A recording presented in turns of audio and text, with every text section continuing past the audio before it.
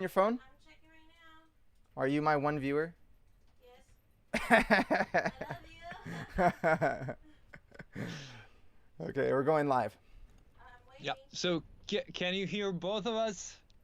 Okay, there we go. It's going now. Yeah, okay. Can you guys hear us?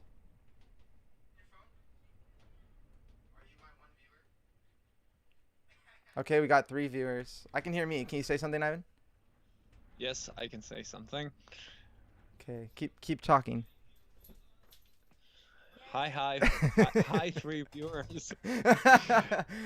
One of them, 2 of them disappeared. I don't know what happened. Now it's just one again. They saw me No, don't say that. and decided, no, I'm not gonna watch that guy.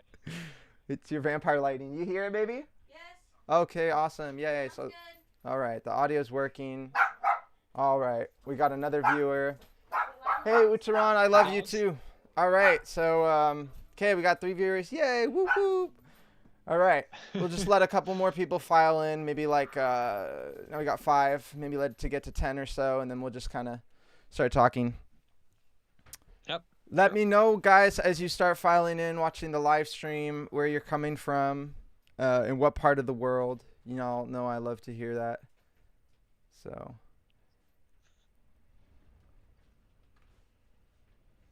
I love you too. I'm also Ucharan. interested. Yeah, Ivan, you're interested too. You'll have to tell me because I don't see your screen. Oh, you could pull it up if you wanted to. Actually, you should. Let me share the link with you, so that way you can read the live chat as well. Okay, yeah. So I'll send that to you. Let's see. Hi from the UK. All right. What is Bansky your last name? What? I'm talking to Okay. somebody that commented. This will get less confusing. Oh, is it? Oh, I see it. It's suggested for me. Oh, cool. Okay, I'll have to mute it. From India, are you am I pronouncing your name correctly? Uttaran. Oh, and if you guys could like this video, I'd appreciate that. That's going to help spread it through the algorithm, get some more people watching, build the audience a little bit more. So I'd appreciate that. Nickname. Oh, okay. You're not the artist? Oh, there's an artist named B.D. Bansky. I didn't know. Banksy, yeah, the one who makes murals. Oh, okay. See, Ivan knows music. I don't know music. I just make It's sounds. not. It has nothing to do with music. Oh, it doesn't? Oh, It's like street art. oh, murals. I thought that was like a Yes. hit, like a hit song called Murals. Okay. All right. All right, well, welcome. We're at 10 of y'all are watching, so thanks for coming on and joining the stream. Today we're going to be basically doing a little bit of a masterclass and a Q&A. So for the first part, Ivan and I are going to talk about CVT a little bit, and let us know if you have questions. We'll just jump right into it if you guys have something you want to know, if you want to hear some kind of a demonstration. Yeah. So a little bit about Ivan. I met Ivan, I don't know, when did I meet you now? It's been a couple of years. It's got to have been a couple of years. I know that much. Yeah. I think like 2 or 3 years now, probably. Right. So met a couple of years ago. How did we meet? We met in a little group chat, I think, online. Yeah. That's right. And Someone put us together in a that's right. He did. Yeah. group message. Yeah. That's right. He did. Please like this stream, guys, if you haven't already. It really helps the channel out. So yeah, we Okay, met a I'm couple. gonna do it now. Oh, okay, perfect. Here we go. There we go. I love it.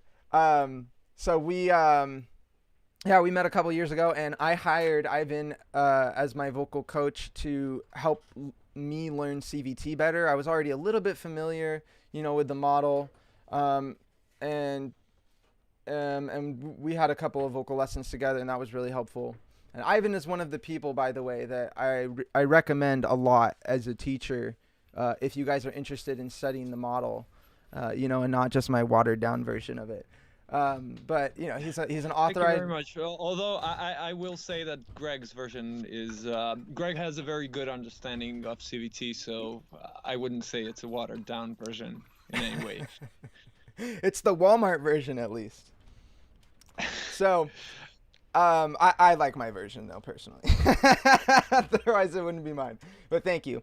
So, I yeah. mean, we all got our own version, so it's like, of course, we'll all agree on the main things and the basic, Mm, theory behind it and the method. But, when it comes to tiny little details, we all hear things a little differently, and, we'll have discussions even among CVT teachers, mm. is this thing this or that? So I like that there's about always. CVT, and I think that that's good for singers to hear because I think a lot of times, like I so often encounter in singers like this, I can see it. You know, I can see and piece together how they're thinking about singing and the voice, and they see it as like there are just like very finite answers to things, and like things Mm, are just this and are just that, and like when you really start to dive into it and you really start to learn, it's actually there are some things that are like that, but there's a lot of gray zones, and a lot of it just comes down to like how you perceive it and how you want to put your experience together of like what you hear and what you feel, you know, like yeah. what you hear out of your And body and what you hear out of others and stuff. it's just that it's so our vocal tract and vocal fold, so the vocal apparatus is just so complex Hmm. that there are so many possibilities, and we can kind of box them together, like these things sound similar and these things sound and feel similar, so I'm gonna put them in one category. But there's always going to be shades in between. Hmm. Yeah. um so we have some questions already, so I guess we can just jump into it. Remember guys, Ivan is a certified CVT instructor, so y'all are gonna get the truth right now. All right, the truth. So one of the questions we've got is, can you demonstrate Adam Lambert's technique with the tongue out? Wow. Um, so, okay, let's first go over what it is. Hmm. I don't think the tongue out is necessary for that. Um, so the thing is, I would call what he does for his high notes, most of his high notes, in CVT would be reduced density edge, or at least reduced metallic. Maybe some of it is kind of more dense. So you could think of density as the amount of vocal fold mass, or I mean, CVT generally doesn't like the terms chest voice, head voice, and so on, but because they mean different things. We had that discussion the other day. Hmm. It's like Yep. one part of that is kind of the vocal fold mass, but the other part is the sound color and you know what you feel in different parts of the voice and pitch and so on. But generally, if I demonstrated the three levels of what CVT calls density on the same notes, on the same pitch, we would have fuller density be something like A. Then we would have reduced density be something like A. And then we would have falsetto be something like Hey.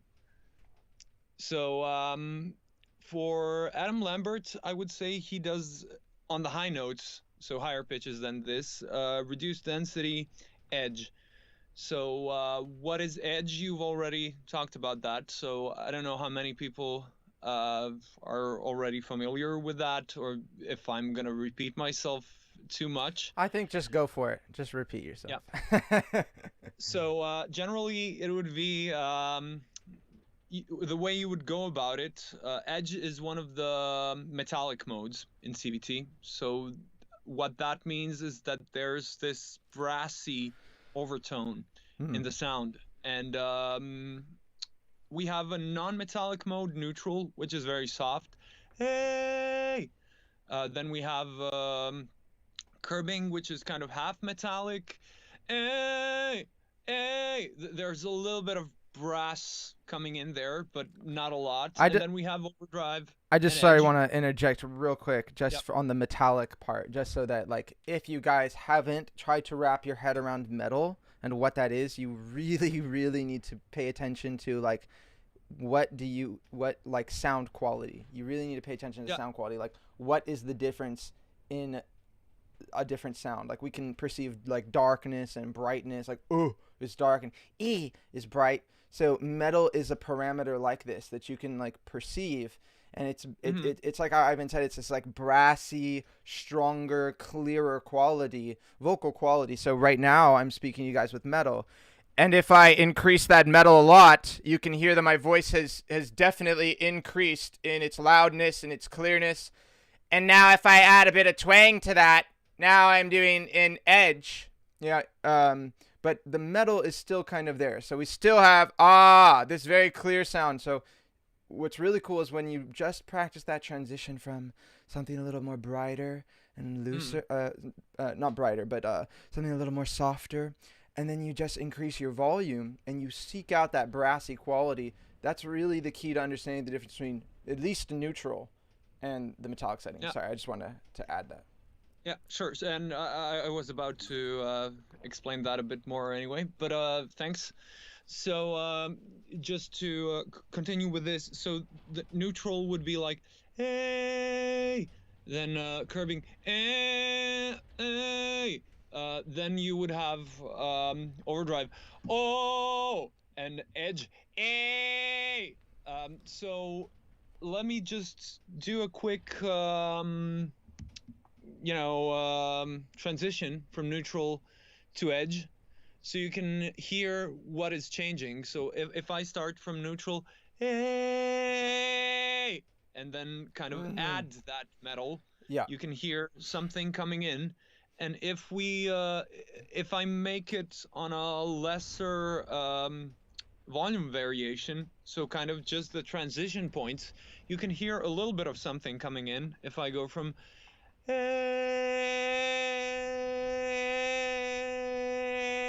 so that's a little bit of metal Yeah. coming in Yep. and then taking it off. Yeah. And you guys should Um, really try this yourselves right now. Like sit there and yeah, practice it because you'll really hear it in the room when you're messing with your volumes, you're going to start to hear something in the room. And if you have somebody around you, be like, hey, do you hear something? I remember when I was first learning CVT, I skipped this part. I was like, what are the modes? I didn't really pay attention to the metal. I was like, this is overdrive. Like, I really didn't try to wrap my head around that part, guys. And this is crucial because you really have to sit there and be like, when is there metal? I specifically remember the day that I messaged Ivan and I was like, is this metal? Is that it turning on right there? I don't know if you remember Ivan, but I was like, is that the metal right there, right I, there, right there? I don't, I was, I don't. But I, we exchanged so many yeah, messages we in did, the past couple of years we that did. yeah, But basically, so many discussions. I tried to identify like specifically what the metallic sound was, and it's really this idea of something just sort of illuminating or turning on. And I remember Ivan and I talked about this. One of the initial things we said is it's like light, right? It's like light. If it's like an on and off switch, because if there's no light, there's no light, but then if there's light, and that's kind of clear. But then I said, well, because I was confused. I was like, I'm kind of confused in the transition. Like, why is it hard to tell in the in betweens? And Ivan said something like brilliant. I don't know if you remember, Ivan, but you said, well, yeah, it's easy to tell when light comes on when you flip a light bulb onto a room. But what about if you reduce the light to like 1%? Like Mm, then it's like really hard. Then what about a fraction of 1%? But it's still light. So metal and the neutral border is kind of like that, where when you just start to add a tiny hair, it can get really, really like, is it there? Is it not there? You start yeah, yeah, second yeah, yeah. guessing yourself, and that's a lot of where the confusion I think with the modes comes in sometimes, and a lot of the discussion, like what is that mode? What is this mode? Because the in betweens are the hard, gray zones. Yeah. So it's always best to start with the extremes and just kind of work your way back from there. Yeah, and also to kind of, work on being able to make different levels of metal to control that, and it's also strongly linked with volume. So more volume, or actually, let me put it this way: more metal is gonna equal more volume. You can also in some cases increase the volume without, adding metal or increasing metal. But yeah. Anyway, adding metal definitely increases volume. So if I go from just a little bit of metal, that eh, eh, and then add more eh, eh, and it's, I don't know how clear that comes It's through super clear to me. YouTube, because yeah, you're used to hearing the differences in the character, because I think my mic is quite compressed, so it's going to be the same volume for the listeners, but listen to the character of the sound between the soft neutral a, and then a little bit of metal a, and then a. Yeah. So anyway, I would say, to go back to the question before we derailed completely. I think this was good, though. It was good to just kind of like to establish a little bit of a foundation that we can reference back to. Yeah. So edge is metallic mode. So it has a certain degree of metal, and you can choose how much metal you want in it. And it works well with certain vowels, and especially the twanged vowels. So e, and e. So you will kind of gravitate towards those vowels. And let's see, if I sing a note like yay! Yay! Sort of. Let me see. Okay, yeah, around there. And if I put my tongue out, I don't think that's necessary for his sound, but I don't he think does so it either. that way. I think pulling the tongue forward and out will often help you raise the larynx, which is beneficial if you want to sing high notes in edge.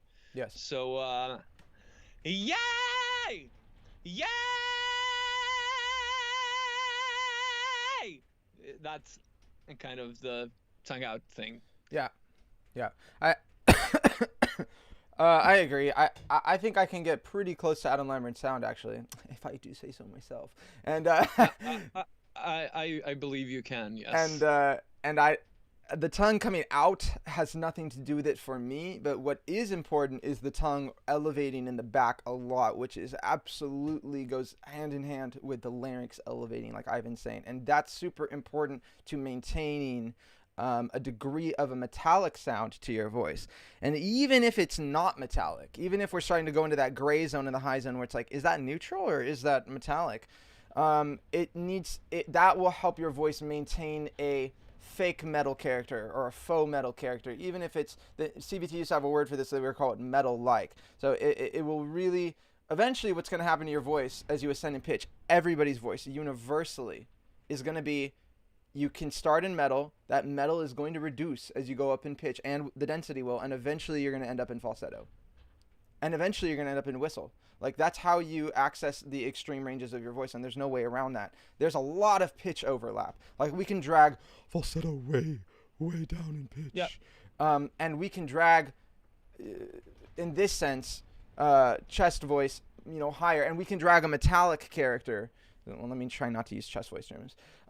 You can drag a metallic character very high, like so high that you'd think, why am I doing this? This is costing so much energy. So there's a lot of overlap, and basically the tongue elevating like Adam Lambert is doing is, I think that's the crucial part. So yeah, I would say that the tongue elevating is very important for edge, which it makes sense if you look at the vowels e, and all kind of have a high back of the tongue naturally. Yeah.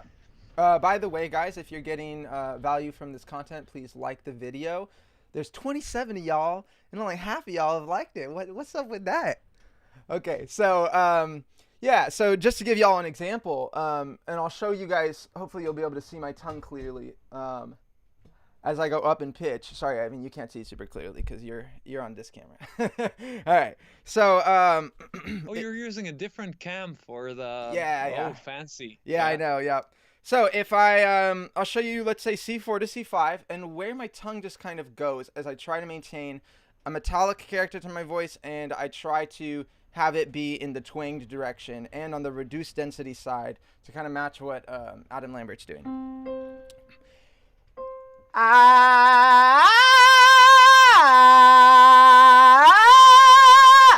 And so I can kind of keep it a little bit more down there, but as I go up in pitch, it's like the higher I go, the more my tongue needs to raise. So I'll show you guys.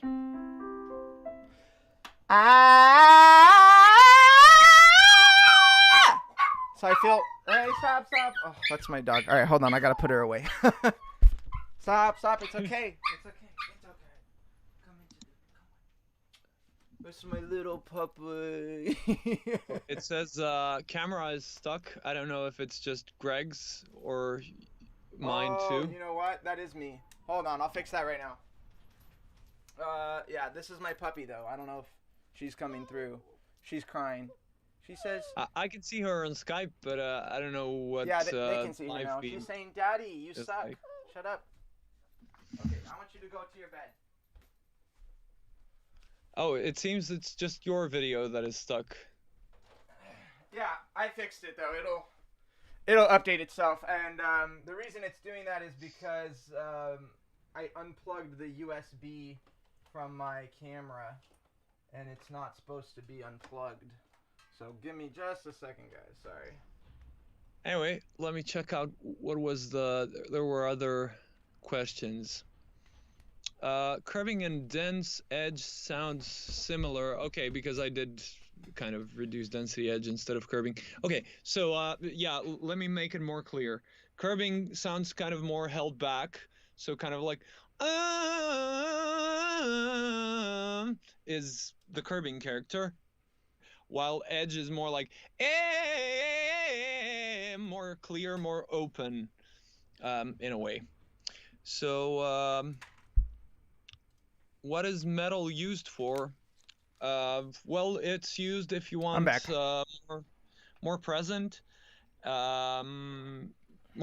sound and more aggressive sounds. So let's say I wanted to sing a Metallica song, and if I sing it in neutral, so with no metal, it's gonna sound like exit light, enter night. You know, that's not gonna really work for the genre. So it would need to have more metal and be more like exit light. And even CVT also has some vocal effects, so I can add an effect called distortion and do something like exit light, you know, which makes it more powerful and, you know, more suitable to the genre. So that's about what metal is used for.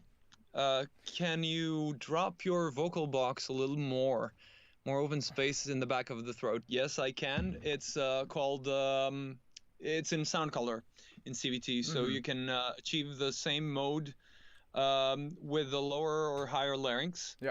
So if we're in edge, for example, would obviously be a high larynx, which I think is usually useful for people first learning how to do edge, because it's otherwise, because we need the twang in edge, and it's harder to twang with a low larynx, but it's nevertheless possible. So lower larynx edge would be a, or you could go to another mode and do or oh in overdrive.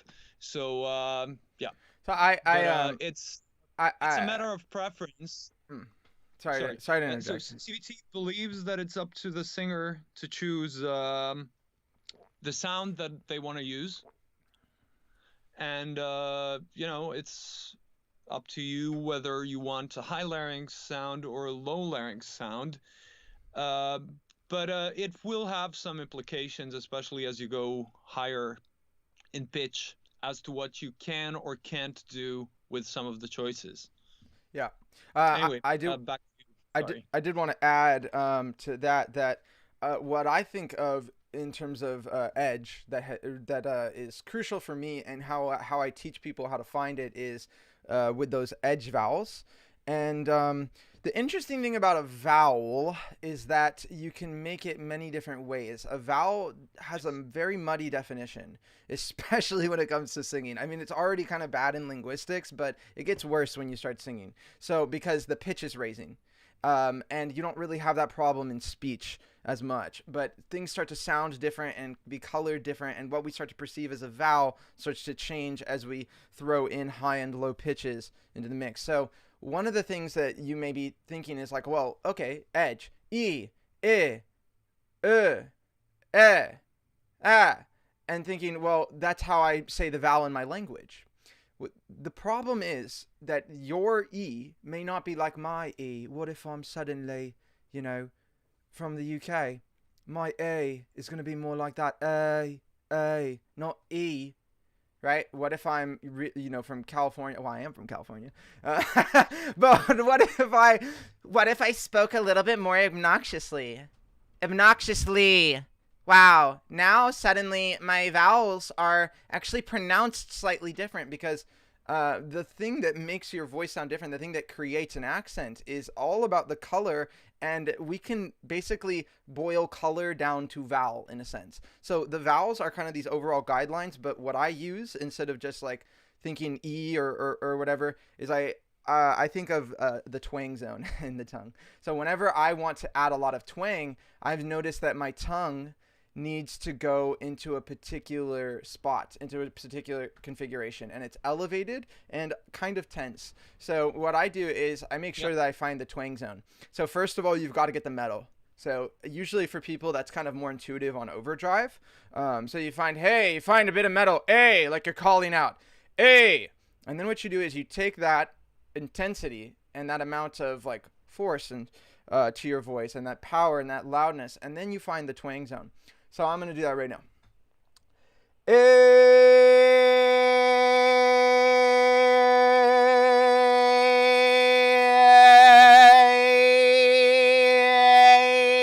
So my tongue is kind of lifting up and really broadening out. I can feel that. Like, I can really feel my tongue doing something specific. It's not like this. It's not relaxed. You're going to have a hard time actually getting a metallic sound if you keep your tongue very relaxed. So you've got to actually make sure you get it up and raised in the right spot. So what I like to do is I like to go E, and I actually like to start from the most raised tongue position, which would be E, and then I like to make my way down and cycle through the vowels. What you want to do is keep your tongue as up as possible and not drop it. So one of the problems that I've had that I've been working on solving recently in Edge is my ah vowel sucking and actually pulling me out of full density Edge into reduced density Edge. And one of the ways I solved that was keeping my tongue more elevated. So the vowel sound to me does not sound like ah. And that's a big problem with vowel sounds, is that in your dialect, something may not sound correct. So you've got to just use the vowels as guidelines in CVT. As a general sort of rule of thumb, that was something that I've struggled with a lot, is that when I'll hear somebody, from CVT say, this is this vowel, and I'm like, no, it's not. That's this vowel. That does not sound like this vowel, like in my language, in my dialect. Yeah. So it's a big problem for me. The funny thing is, I think pretty much all vowels have at least a little bit of leeway in them. Yeah. So even if you took different CVT teachers and made them pronounce each vowel, like among 10 of them, you would have like very slightly different, interpretations of it. But what did I want to say? Yeah, one more thing for finding metal that I usually like to start with is sort of the bite position. So as if you were biting into an apple. So kind of smile and then drop the jaw. And then make a loud sound. I find usually that eh is easiest for people to do. So kind of keeping that position and doing eh, loud sounds. This would be overdrive. So, and then if you wanted edge, you would need to make it nastier. As Greg said, lift the tongue up more into what you called the twang zone, or adding twang. So CVT often talks about twang, which is defined as narrowing between the epiglottis. So the epiglottis is cartilage uh, that's attached to the top of your larynx, and basically it closes the windpipe when you swallow, so you don't get food stuck in your windpipe and you don't Hold on, choke. Ivan. Hold on. I'm gonna Oh, add to that. So I'm gonna give us a picture of the vocal tract actually right here, so that okay. people can see where the epiglottis is. This is Yeah. the best channel ever. I'd never seen a channel that does this. I'm just gonna flex real quick. Oh, Hold on. I thought you were reading a comment, so that's just your comment. No, that's my comment. Hold on. So, Let me figure out yeah, where anyway, to. while you're finding it, if you, so the epiglottis is in the front. So if this was this hand is the front of my larynx. You have the vocal folds here, the arytenoid cartilages in the back, and then what you do when you swallow, the whole epiglottis tilts backwards and closes your vocal tract, so you don't get any food and you don't choke while swallowing in your windpipe. So what you do in twang is narrow between the epiglottis and the arytenoids, and that sounds kind of like a compared to a. You know, it kind of gets a brighter, more um, pointy character, and makes the sound color brighter, makes your sound a little louder, makes it cut through better. Um, and you can decide how much you want to use it, and of course you can combine it with different other sound color places, which some of which we've mentioned today. I'm sorry, this isn't very structured. We're kind of just going off the cuff and talking, but so we mentioned one of the other sound color places was larynx, so larynx height. Then you can twang more and lower the larynx to get something that's at the same time bright and pingy and cuts through, but is also a bit darker in sound, like a a, instead of just the a, or just the very dark hey hey. You know, a is kind of dark, but at the same time has that punch and cut to it. And of course, there's a million nuances in between, and you can kind of do all kinds of things in between those. I'm just kind of showing, you know, the different parts of the spectrum right now. So I finally figured it Did you out. find that Yeah, already? it's popped up. You should be able to see it on the screen so that y'all can see the. I was expecting all the time that I'll see it too, but I'm not. No. Yeah. Yeah. Okay. But there it is on the screen. So if you look at it live, you should see it now. I see it now, but I don't have the video on all the time because it's late compared to our Skype stream, so I'm kind of distracted by seeing myself do something that I've done a minute ago. Right. I get you. So yeah, there's the epiglottis that he's talking about. So that thing is basically narrowing. You can see right at the root of the tongue. I don't think you guys can see my cursor on the screen, but right at the orange thing. Oh yeah, there. Look at that. The tongue. It's labeled. Yeah. Yeah, the orange thing going like this. Yeah, the leafy thingy. Yeah. So your tongue, the tongue is there, kind of curling in the back, and then the epiglottis is like almost wrapping around it, and then they're there together, and then right beneath that epiglottis is there.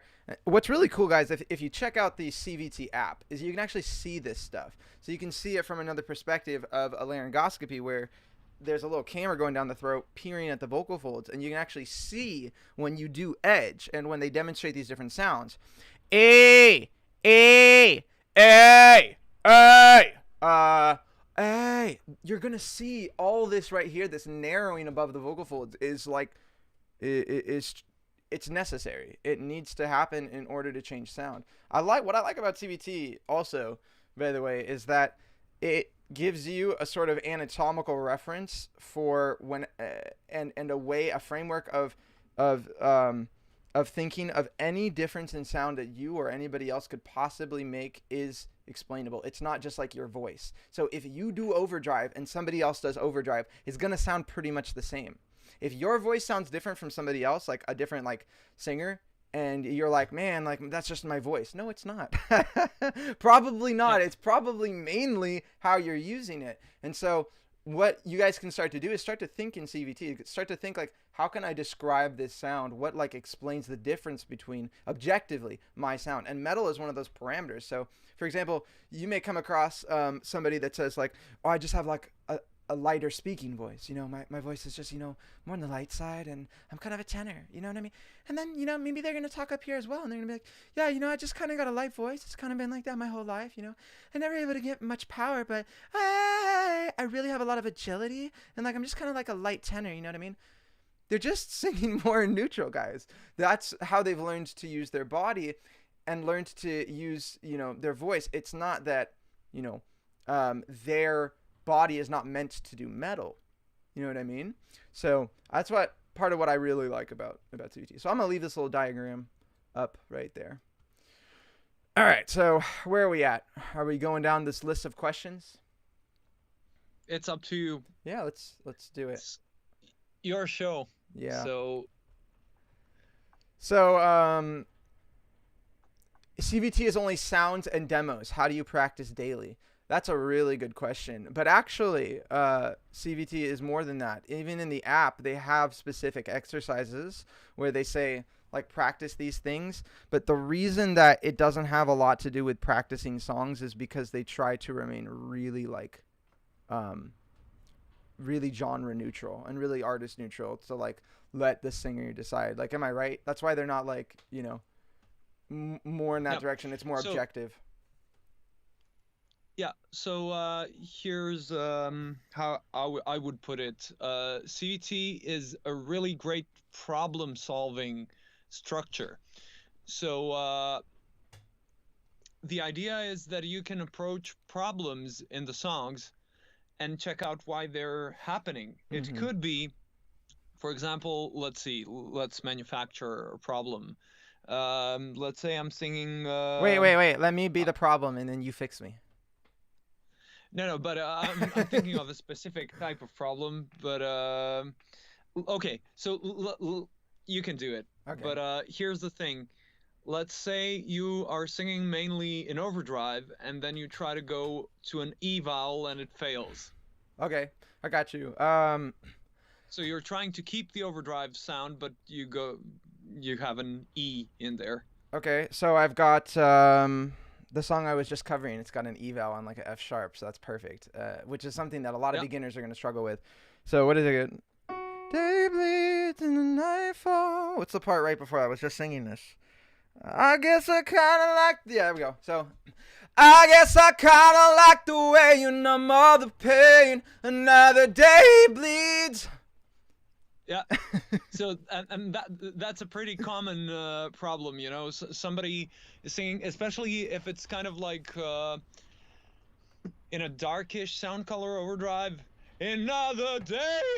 You know, you'll often hear that with beginning singers, and it can get frustrating. So there are different possible solutions from CVT perspective. So you can choose, if you choose to remain in overdrive, then you have to choose a vowel that's going to work for overdrive. So it's going to have to go more in the direction of E. So another day bleeds, you know, day. It's going to needs to stay day instead of day. Yep. Diphthongs. Yeah. So you can choose that solution. If you don't want that solution and you want to go more towards the E, you can choose edge, make it twangier, and go to E. Now the day bleeds, you know? Yeah. You could, if you don't want it twangy, you can choose to go to curbing and make it a little more. Now the day bleeds. Ooh, that was You so know, a good. little more held back. Or you can decide to lower the volume and do it in neutral and another day bleeds. Yeah. Or you could choose to combine them. You can start in overdrive and then go to neutral. Another day bleeds. Yeah. Yeah. It's What I like about what all this is getting at is that basically you must take responsibility for your voice and your sound. So I love that about CVT. I think that's like the best thing. It's built into the fabric of like the pedagogy, which is that like you are the problem solver. It is your decision. And what that means, why this method has a steep learning curve, by the way, guys, is because of that. Is because CVT is sort of forcing you to actually learn what the heck it is you're doing and how to perceive all of these sounds. When you go to a vocal coach and they're just like, yeah, drop the jaw, yeah, give a little more energy for the top note, and then your voice is just kind of what it is, and you don't really know how to control it, that's easier to learn, right? It's easier to just kind of like, learn like, oh yeah, let me just like make sound, and they said it's okay, so I'm just going to reinforce that. But like CVT forces you to actually identify and discriminate very, very subtly between different sounds, right? And to be able to move your voice into all sorts of different shapes and positions. When you do that, you're going to encounter a lot of problems. So basically, I think of it like this. CVT sort of is like the eye-opening framework that tells you, oh my God, every sound that I could possibly like want to make is explainable and is a technique. Oh, damn. Yeah. And then what you do is you try to make those sounds and you fail. And then CVT says, here's some guidelines to make this kind of sound work this way, basically. And also, I would say it's kind of like choosing an ice cream flavor. So you can, decide, okay, this guy knows ice creams really well, and I'm going to have him pick my ice cream flavor. So, of course, the guy who knows ice creams really well is a metaphor for a vocal coach. And you can have them choose your ice cream flavor and for the rest of your life eat that ice cream flavor.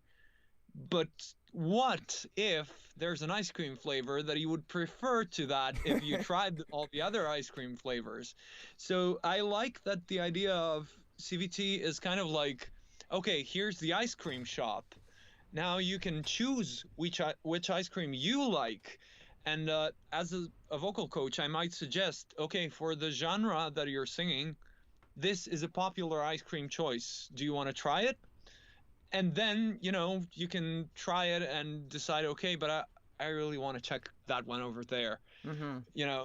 And it's, in the end, it's your own decision how you want to sound. And the vocal coach's job is not to tell you how you need to sound, but how to get to the sound that you want. Yeah, I agree. And I also want to add that you guys have an idea of what the modes are, but you don't know if your idea is correct. So a lot of times, this is exactly what happened to me. So I'm really just extrapolating from personal experience here.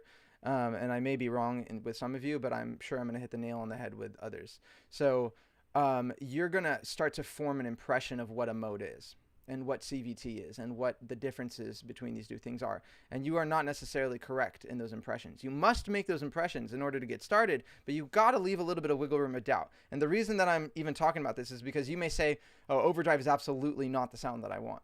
Or you may say curbing is absolutely not the sound that I want, because you've kind of formed some impression of it, but your understanding of it may be incomplete. So it may be actually that it is the sound that you want, you're just doing it wrong, for example, and that's why it's not feeling good, right? Or it may be that you're doing it slightly different from the singer. And so, Ivan's curbing is not going to sound exactly like my curbing because we have different vocal habits that are informed by how we're using our voices all the time. So it's kind of a general overview or map. You know what I mean? We can make think of this. An opera singer sounds completely different than a pop singer to a rock singer. Like those are very, very different, three very different categories. They're all using the modes. They're all pretty much using all four modes. So there's an incredible dynamic flexibility and variation to the modes. Again, imagine, guys, that you were like, you know what? Today, I'm going to try to put every single sound in existence into 4 categories.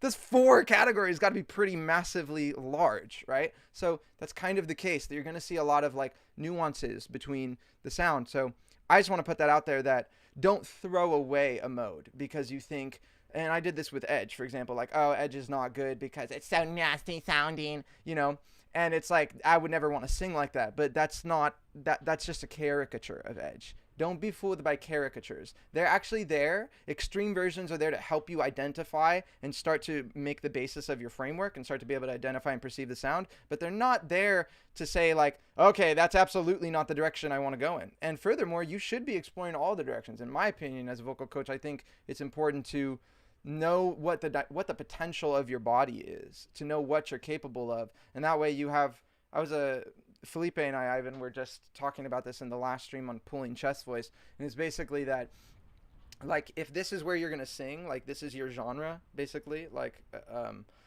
and it's within the circle, and these are like if you sing pop, you do a lot of breathy vocals. Let's say that's over here. You do a lot of maybe like riffs and runs. That's over here. You like sing a lot in curbing, and so this is mainly how you're using your voice. You want to still be able to do this. You want this to be a choice, not to be you.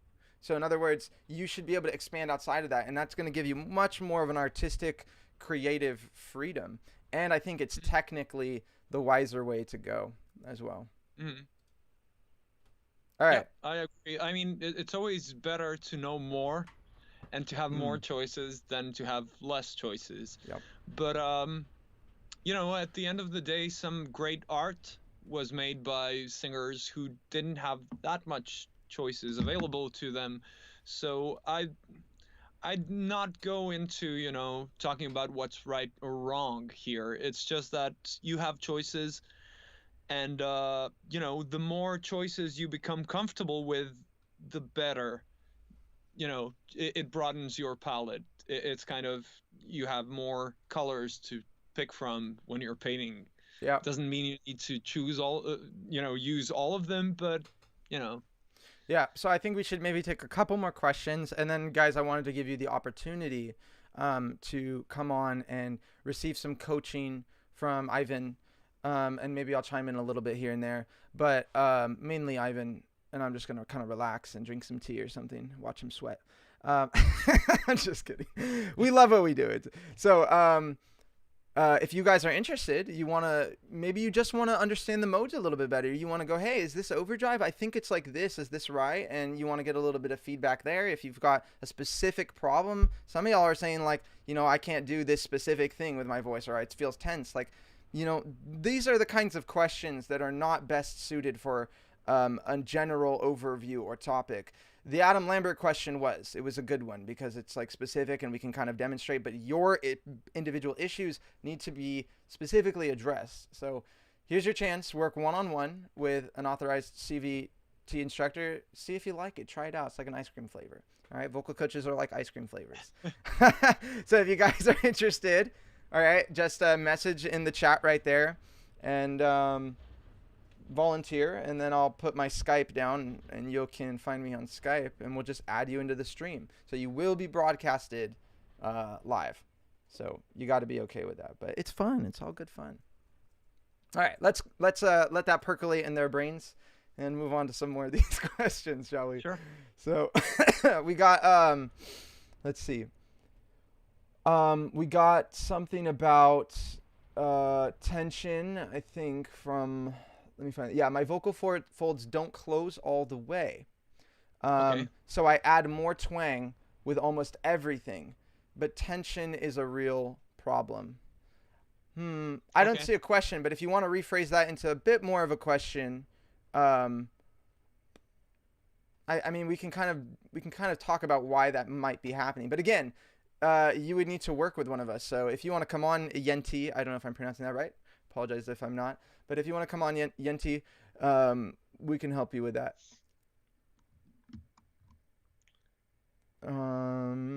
Let's see. Tips for singing the vowel I believe that's an not an E, in the G4, A4 area. It's probably E, actually, not I don't know what that vowel means. Which one? When you guys put a vowel, can you put the word next to it? So if you're like an E vowel, put C in parentheses right before or after the vowel so that we can understand which vowel it is. We could use IPA, but I'm not good at IPA, so don't use IPA. And IPA is the International Phonetic Alphabet, just so you guys are aware. Um, so let's see. Do we have a specific question? Why is it more difficult to do vibrato in the higher range than in the lower range, or is it just me? I think that's true for a lot of people, most singers. Yeah. What do you think, Ivan? I mean, I would say it's more difficult to do anything in the higher range. So it's kind of like, you know, the degree of difficulty goes up as you're raising the pitch, as you're raising the volume, as you're adding on effects such as vibrato, distortion, whatever. It might be, easy to sing a flat, middle range, when I mean flat, I mean no vibrato. Middle range, quiet note. I call that straight tone. Yeah, okay. Yeah, I meant like a flat line. Yeah, Oh, but okay. you're right. I didn't mean like flat in pitch. So yeah, kind of like, and then the difficulty goes up. Whatever you change from there. If you wanna make it louder, if you wanna make it higher, or if you wanna add vibrato, you're increasing the difficulty. And then if you wanna have a loud high note with vibrato, and I don't know, with distortion or whatever, it's getting more and more difficult. Yeah, I do gonna want to say though that the entire concept of like what is difficult to you is gonna come from your habits and what you've practiced. Of course. Some people have reinforced only the ability to do vibrato and not to do straight tone. Yes. In fact, Sure. if George is out there, or he's going to be watching this stream later because I know sometimes he watches. And George is a friend of mine, and we went to school together, and we took a music class together, and then we became friends after that. And I remember telling me like he really struggled to not do vibrato at all. And so everything had vibrato, basically. And if that's you, your problem's going to be reversed because over time, this is very common with musical theater students, by the way, because they're always encouraged, just do vibrato, just do vibrato. And that's a problem, by the way, that kind of ties into what Ivan and I were talking about earlier, where the vocal coach is supposed to tell you, like, it's an ice cream flavor. It's not the one you should go with. And a lot of times musical theater students, especially in like college curriculums, are told things, and opera students as well, like, this is just the right way, just do it this way, like, this is what sounds good, this is what's objective, and they're not making it about your choice and you understanding actually how to use your body and sort of design and shape your instrument, your voice, right? They're kind of just telling you what they think is correct and reinforcing those habits. So I would say, yeah, vibrato, if it's hard for you, it's hard for you. And anything that's hard for you is going to be progressively harder as the pitch goes up. It's harder in the higher range. So I think that was really well explained by Sir Ivan. All right. Anyway, just to build upon that, for example, for me, real quick, I just want to let y'all know, yes, you don't need to have a camera on. We would prefer that to be able to see your mouth opening, but we can coach you with just the audio. Camera is preferred because, again, a lot of things we're talking about is like, okay, make sure you smile. Okay, make sure you open your mouth. Like, how are we going to see that, guys? It's making us work with one hand tied behind our back when you say, how do I make this better? Video is always better, but we have ears. We have good ears. So, sorry, go ahead, Ivan. I'm actually use the restroom, actually, real quick. Yeah, okay. I'm going to do it after you. Okay. And it's not the same restroom. Yeah, so I was about to say that for vibrato, for me, in the beginning, I had no vibrato. So, like, I sang everything with straight notes. Everything was, and, no vibrato at all. And then I started practicing, got better and better, and doing vibrato. And now I kind of just habitually kick it in whenever I have a long note at the end of a phrase. Like, I don't know, empty spaces, but nowadays it's become something that I need to think about more if I don't want to use vibrato, or sometimes you want to delay it and do something like empty spaces, add it at the end of the phrase or whatever. So it's definitely a habit. Hello, hello. Are you gonna use the restroom, Ivan? Yep, Okay. I'm gonna do that. Adios. So again, guys, if you want to come onto the stream and get a voice lesson from Ivan, mainly Ivan, a little bit of Greg, a little bit of Griven, or Iveg. I don't know which one, Ivan or Griven or Iveg. Now's your chance. So Sai, if you want to come on, if anybody wants to come on, shoot me a message at Skype. All right, what I want you guys to do is to find me via my email. All right, don't call me. Just send me a message. Find my profile. Send me a message. It's gonna be the same. It's gonna be the same picture. Let's see what kind of a picture it's gonna be. I'm not even sure. Hold on, guys. Let's figure this out real quick. It's gonna be a headshot of me. It's gonna be a nice professional-looking picture. I'm gonna be looking at you like this. Okay. So, yeah. There we go. All right, let's see. What other questions do we got? How is Bruno Mars curbing how is Bruno Mars curbing? Like, what do you have to do to emulate that type of fuller, clearer sound, especially in the higher notes with narrowing the vowels, like around the G sharp, A sharp, 4 and above? Okay, so that's an interesting way to put it, and I know that Ivan is going to be like, that's not how I would say it, because actually when you're in curbing, there is less of a fuller and clearer sound compared to the other options you have. But compared to other options that you have, it actually is a fuller or clearer sound. So you're like, maybe your head is spinning by what I just said. It's a spectrum, guys. If we think of the least clear or the least strong or full sounds that you have, let's put them over here on a number line. Wait, am I going off the screen? I don't know. Basically to my left, right? And then my other option is over here. And this is my most clear sound. So if you're picking a spot that's right here and you say, how do I get this fuller, clearer sound? And it's right here. You've got to know, actually, this is not relatively, it is not that full and clear because you have more capability or capacity to get more fullness and more clearness. But also you could say, if you're thinking in terms of, or if you are having the problem of being stuck here, this is sure going to look like in the middle much fuller and clearer, right? Also, if you're unaware of the modes themselves, if you're unaware of what the capacity and the range dynamically of what the human voice is, then you're going to maybe assume that what Bruno Mars is doing is the most full or clear thing you could do, because you're thinking, for example, your line of reasoning may go something like, he's belting, he's singing really high, it sounds strong to me, it's like one of the strongest sounds that I've heard. That's fair, but you have not heard everything. And so if you are assuming that that is like the max potential, you'd be making a mistake. Yeah, and also sometimes sometimes we need to align our perception a little bit, because if you're only hearing it on recorded material, you have to, everything is made the same volume, kind of. So a very loud singer and a kind of medium volume singer are going to be mixed at the same volume in a recording. Mm-hmm. So you kind of need to hear them in the room, and the more you hear people in the room doing different kinds of sounds, then you kind of remember the character of those sounds, and then listening back to recordings, you can say, okay, yeah, that's much louder than that, just because I know how loud people are when they sound like that. Mm-hmm. Yeah. I have some very specific advice on how to sound like Bruno Mars, but I don't necessarily want to make that the focus of today.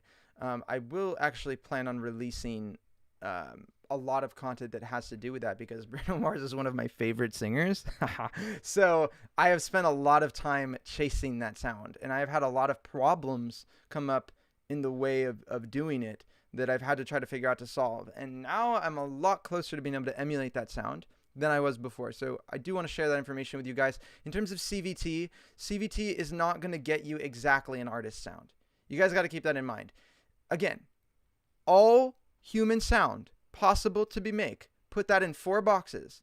That's how wide of a range this is. You are able to make a lot of subtle nuances that, in my opinion, go a bit beyond the scope of CVT. So that's my blasphemy there. But and I think, if you try to just use the mode and it doesn't work out, you can, of course, or you try to emulate Bruno Mars and it's not working out for some reason. I think there's a lot of value in like the tips and tricks of CVT. But at the end of the day, it does come down to how close do you want? Do you just want to be able to sing the notes in a similar-ish way? Or are you like really like, no, like there's something really specific? I remember when I would take lessons with Ivan, I was like, no, that's not, I was like, no, it's like not quite exactly right. Like there's this like little thing off. And it drove him crazy because he was like, it's the right mode, it sounds close like it to me. Like, what are you tripping about? Just one thing, when you say 4 boxes, CVT does have a lot more to offer than those 4 boxes, because within those 4 boxes you can alter a huge deal of things. Yeah. So of course we talked already about the amount of metal, but you can also alter sound color in 6 different places. So there's a lot of different combinations of sound color. Mm-hmm. Then you can add different effects and so on. So, I mean, I think CVT is, in my opinion, probably the most complete I agree. method out there to classify sounds. But of course, it's, as you said, how detailed do you want to get? Because, there's always an even deeper level behind.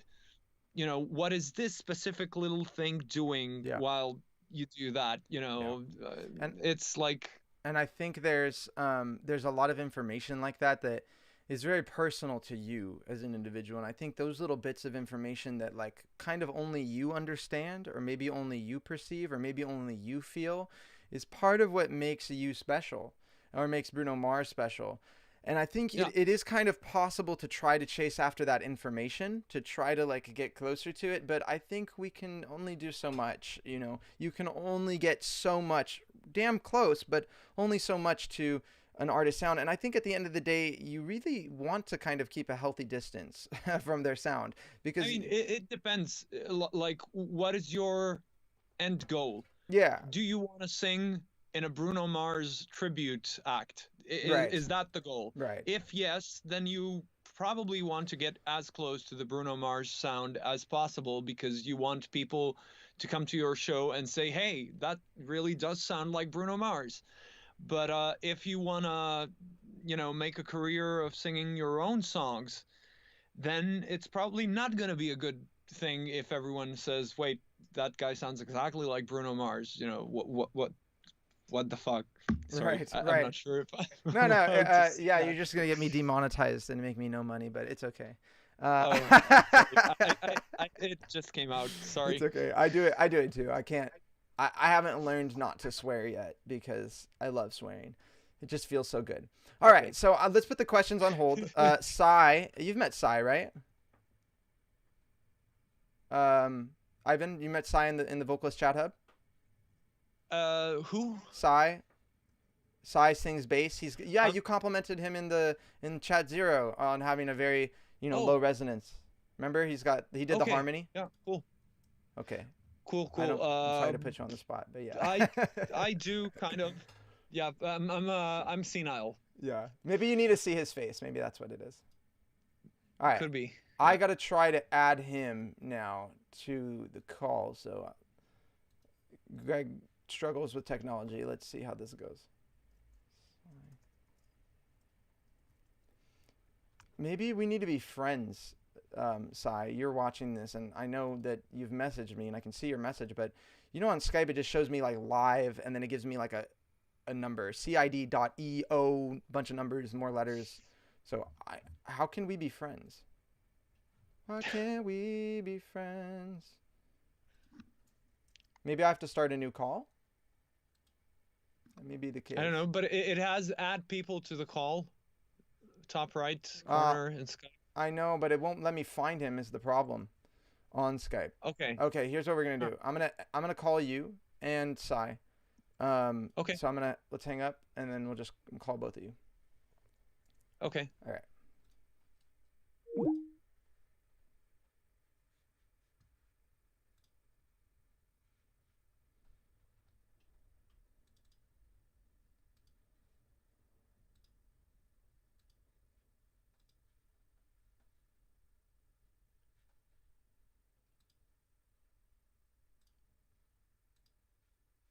Am I in? Am I in? Hey, not yet. I've got to figure out I what cannot I'm. hear you.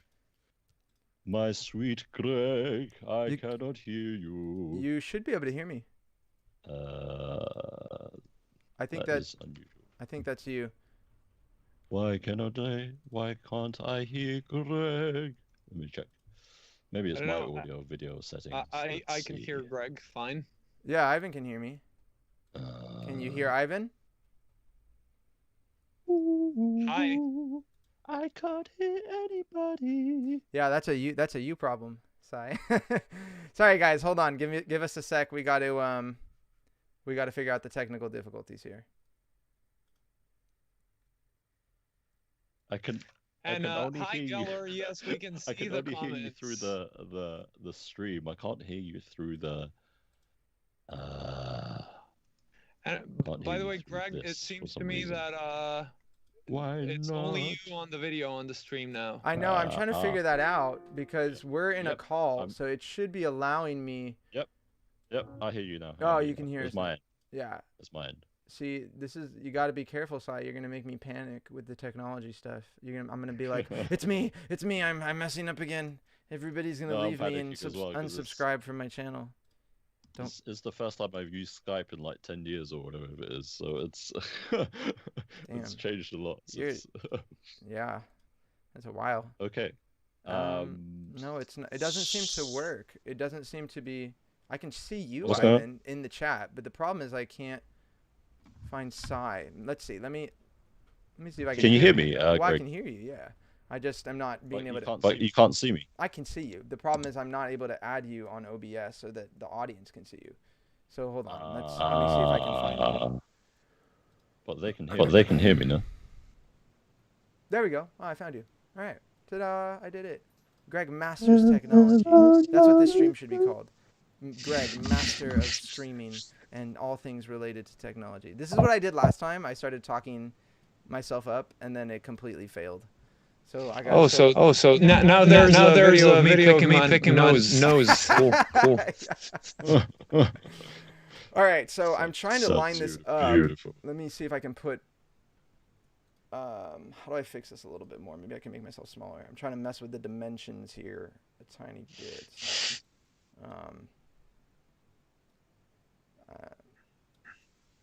I'm not sure if there's any neat way around this being a little sloppy looking. By the way, later on we need to bring on our friend Geller, who's commenting very hard and flaming us, so we need to have him do his best Oh, belts. that's right. Let's see if Geller can do full density, full metallic mode. Apparently, Edge. I'm double. We need him to sing some Little Richard because he told me that it's easy and hasn't done it since. He said it's easy to sing that song. Like Little Richard. Richard. Yes. You know, when you talk the talk, you gotta walk the walk. All right, I think we're good here. I think. Apparently my audio is doubling. I don't know why. I think you should mute the live stream audio. I think it's me. I would like Ivan. Can you talk for a second? Yes, I can talk. Yes, I can talk for a second. I know what it is. It's doubling for the viewers. Keep talking, Ty. Yeah. 1, 2, 3, 4. Perfect. Ivan, could you go ahead? What? There we go. All right, it's fixed. They shouldn't hear any more doubling. Y'all like how I solved that problem super fast? Technology skills coming up.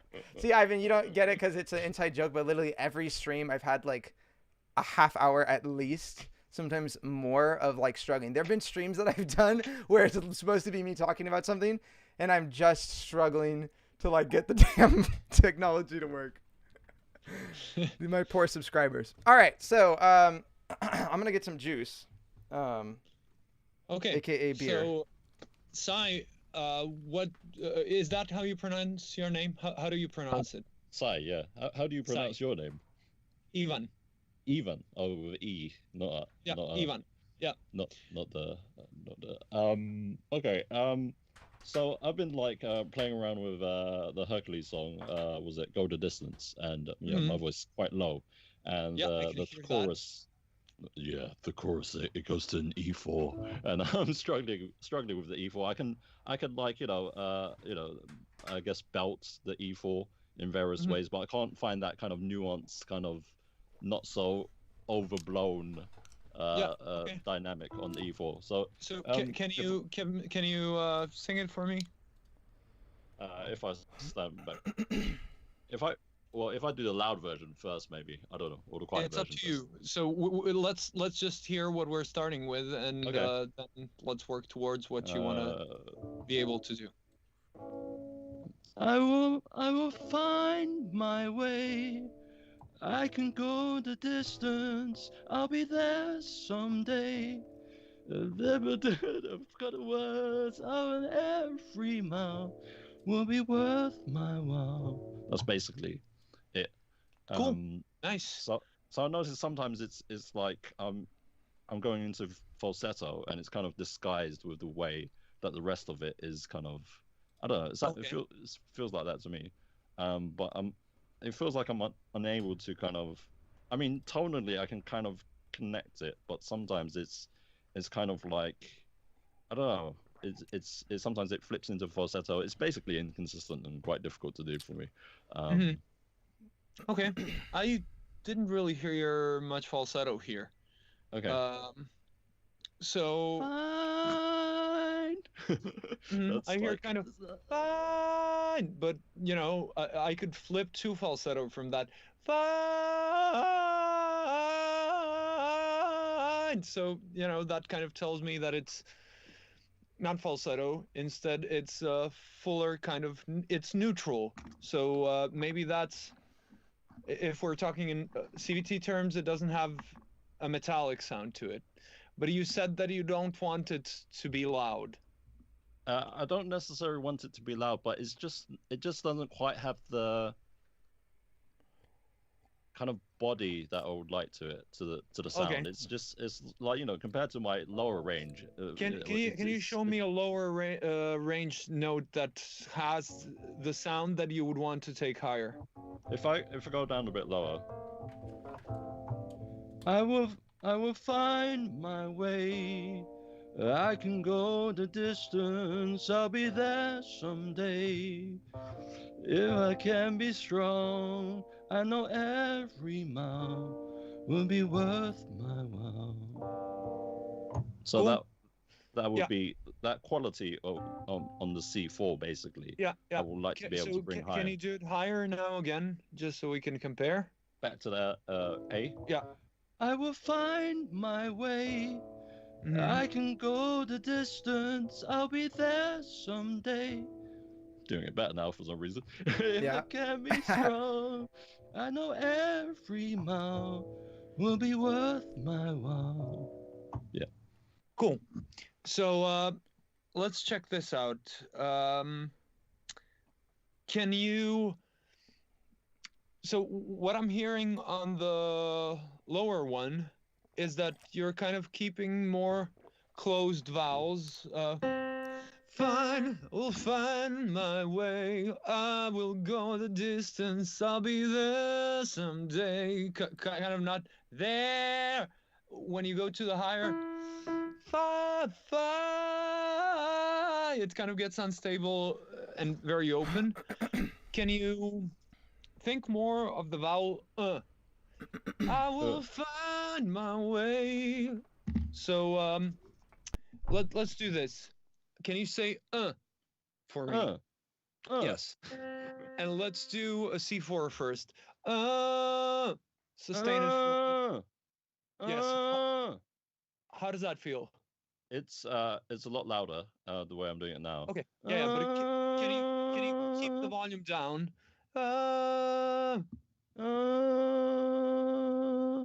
Okay, so I can hear a little bit of the shakiness coming in already there.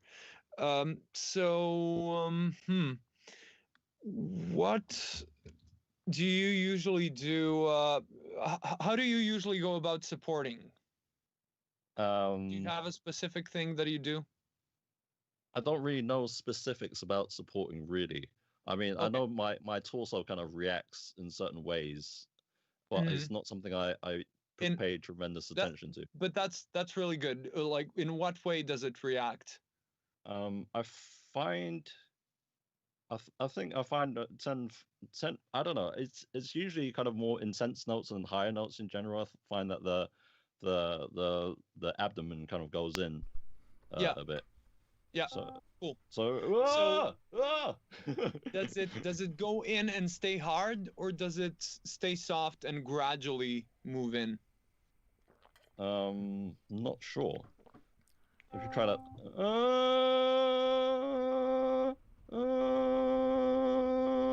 it goes in a little bit. It seems to kind of. Yeah. So it keeps coming in, right? Yeah. Yeah. Okay. So that sounds about right. So let's see. Let's just see. Can you try different vowels on this, and we can see if anything works better. So can you try whatever, just to see if there's a specific one that kind of feels more stable that we can build upon.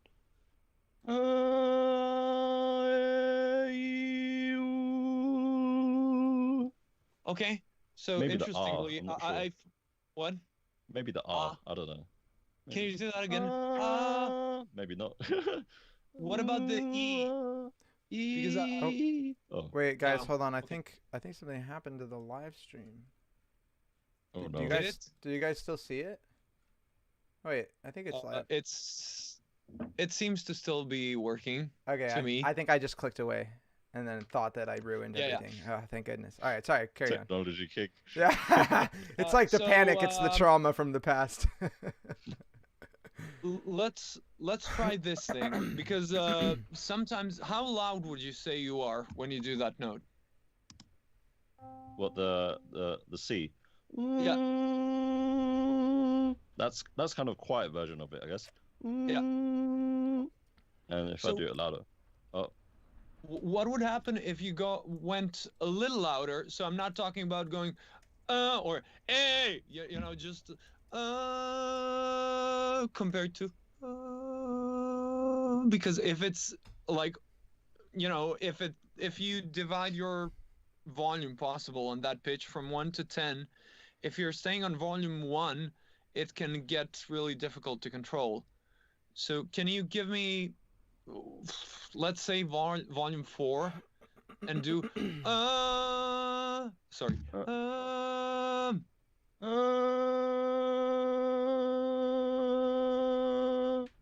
Okay. Yes. So that kind of sounds a little more stable. Is it louder than what you did before? Slightly louder, I think. I changed the vowel a bit as well. I was doing a little bit of a ooh. Yeah, I know, but we did different vowels.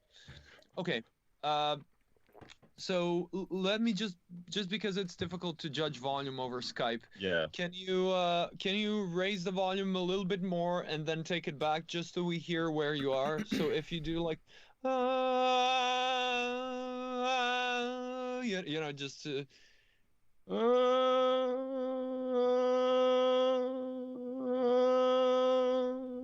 okay. So the louder bits seem more stable, which I'm not surprised by. So, but you don't want that sound. You want it to be even softer than that. Well, it's just, I feel like the strategies I have as I go higher just kind of reduce themselves, basically. It's just like I've got less control the higher that I go. And I'm kind of, as probably what I was demonstrating before, I was defaulting to whatever. Probably my head's going forward, my vowel gets broader, or whatever. I don't know. I'll be there someday. I can go the distance. I will find my way. Yeah. Yeah. So it's, and I don't. Yeah. So I want something that's a little bit girthier, but as in the Yeah. sound, but So not can as. you try to go a little bit louder on that? Okay. I will find my way. I will go the distance. I will da da ba. I don't know the words. I can't Yeah. remember. I can't remember them either. Um.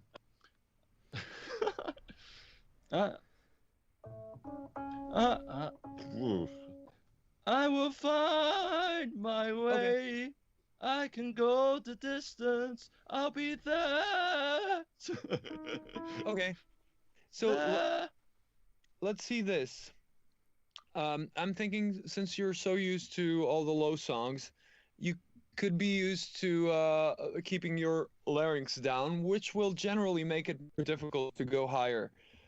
I will find. Do you know how to raise the larynx? Uh, how would you like me to raise it, my dear? So if you think about making your voice a little brighter, like you were a small child, and going for more of a I will find my way, I will go the distance. I will find my way. I will go the distance. I'll be there someday. Yeah. If Can you open the mouth a little bit more on the top notes? I'll be there someday. I'll be there someday. Okay. Yeah, I hear what's happening. Okay. So hmm. Can I jump in for a second? Yes, sure. So, Sai, could you let's work with like some emotional layering for a second. So one of the things that I'm seeing with you is that I want to point out to everybody else as well, because I kind of want to make I want the audience to understand what's happening here as well.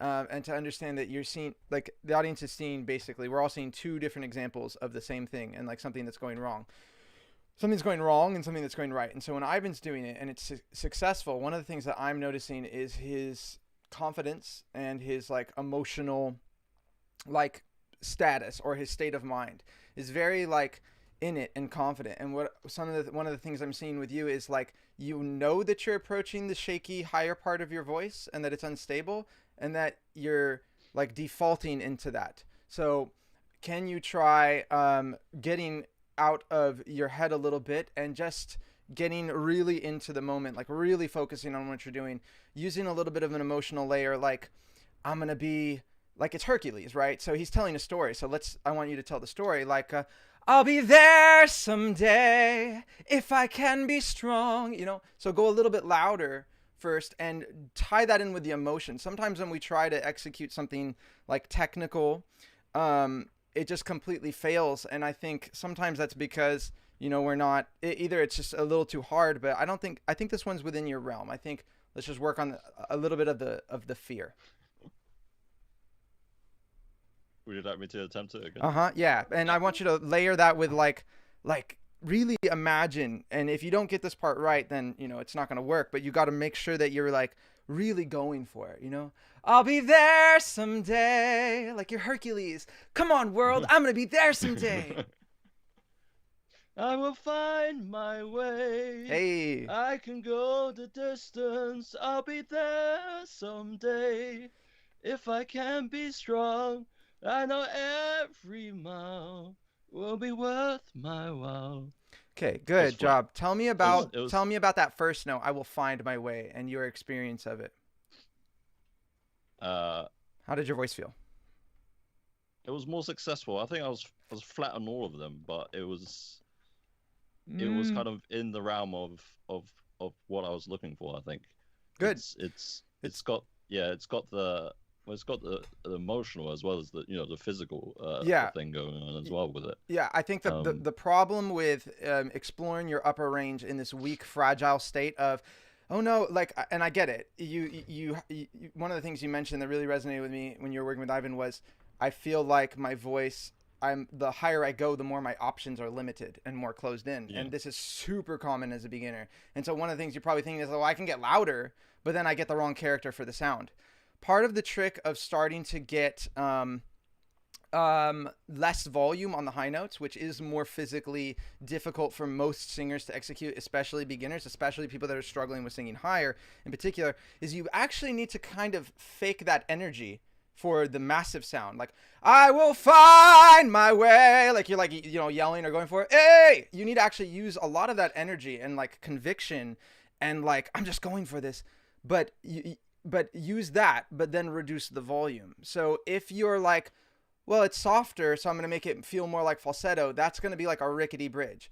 I will find my way. We actually need a little bit more of that intensity of, like, you're very confident. I will find my way. I can go the distance. So and we can hear that and see that energy. Like, you're very engaged versus like, I will find my way.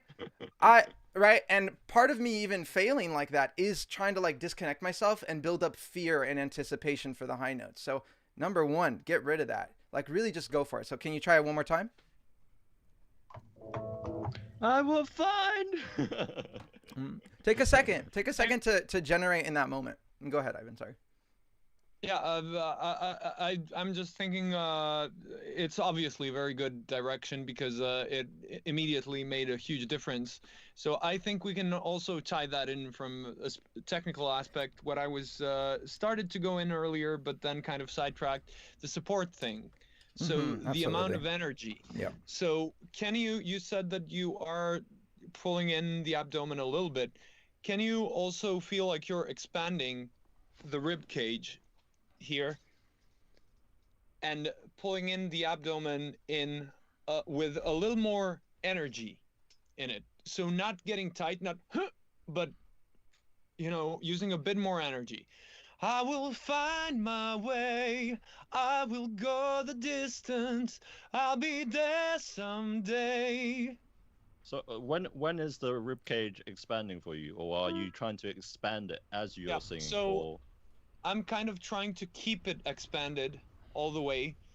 I will find my way, or actually expand it even more as I go along. So the longer the phrase is, okay, the more. You can also think of it, if you're a hero, you're Hercules, you're growing. Yes. Like you're making yourself more proud and strong. I will find my way. I will go the distance. I'll be there someday. Can you give that a shot? Maybe also. I will find my way. I can go the distance. I'll be there someday. If I can be strong, I know every mile will be worth my while. Good. Yeah, cool. So can you try this? Can you stand up, just so we get a little more energized, and so you don't need to play the piano right now. And let's try this. Keep that, and as you have the high note, think of using more energy on that particular note. So pulling in the abdomen more on that one note. So, I will find my way. I will go the distance. I'll be there someday. So when you have that one note, pull in a little more. I will find my way. Hey. I can go the distance. I'll be there someday. If I can be strong. Nice. I know every. Yeah, cool. So can you, let's do that same thing again, but open the mouth a little more also on the high notes. So both smile more and drop the jaw more. I will find my way. I will find my way. You're doing a great job. So just keep on going. Can you also we talked about twang a little earlier. Do you know how to get that twang sound? Like can you imitate a duck for me? So if you do Yeah. So can you say find? So more Find. like not find, but more like cat. Find. Find. Yes. Find. Can you do I will find my way? So with that vowel. I will find my way. I will Cool. find my way. Cool. Yeah, that seems to be a little more stable. Yeah. How does that feel? It's quite easy compared to what Wow. I've been doing before. Cool. Yeah, and of course you can choose how much you want to use of that, but at the beginning, I think, as Greg said, it's sometimes good to experiment with the extremes. Mm-hmm. So going to I will find my way, just to find your way. I love it. To feel what it is that you need to change, and then you can kind of gradually make that less. I will find my way. I will find. Sorry to interject, but I think just so the audience can understand this a little bit more, it's like the easiest thing usually when you try to expand your vocal ability is the extremes.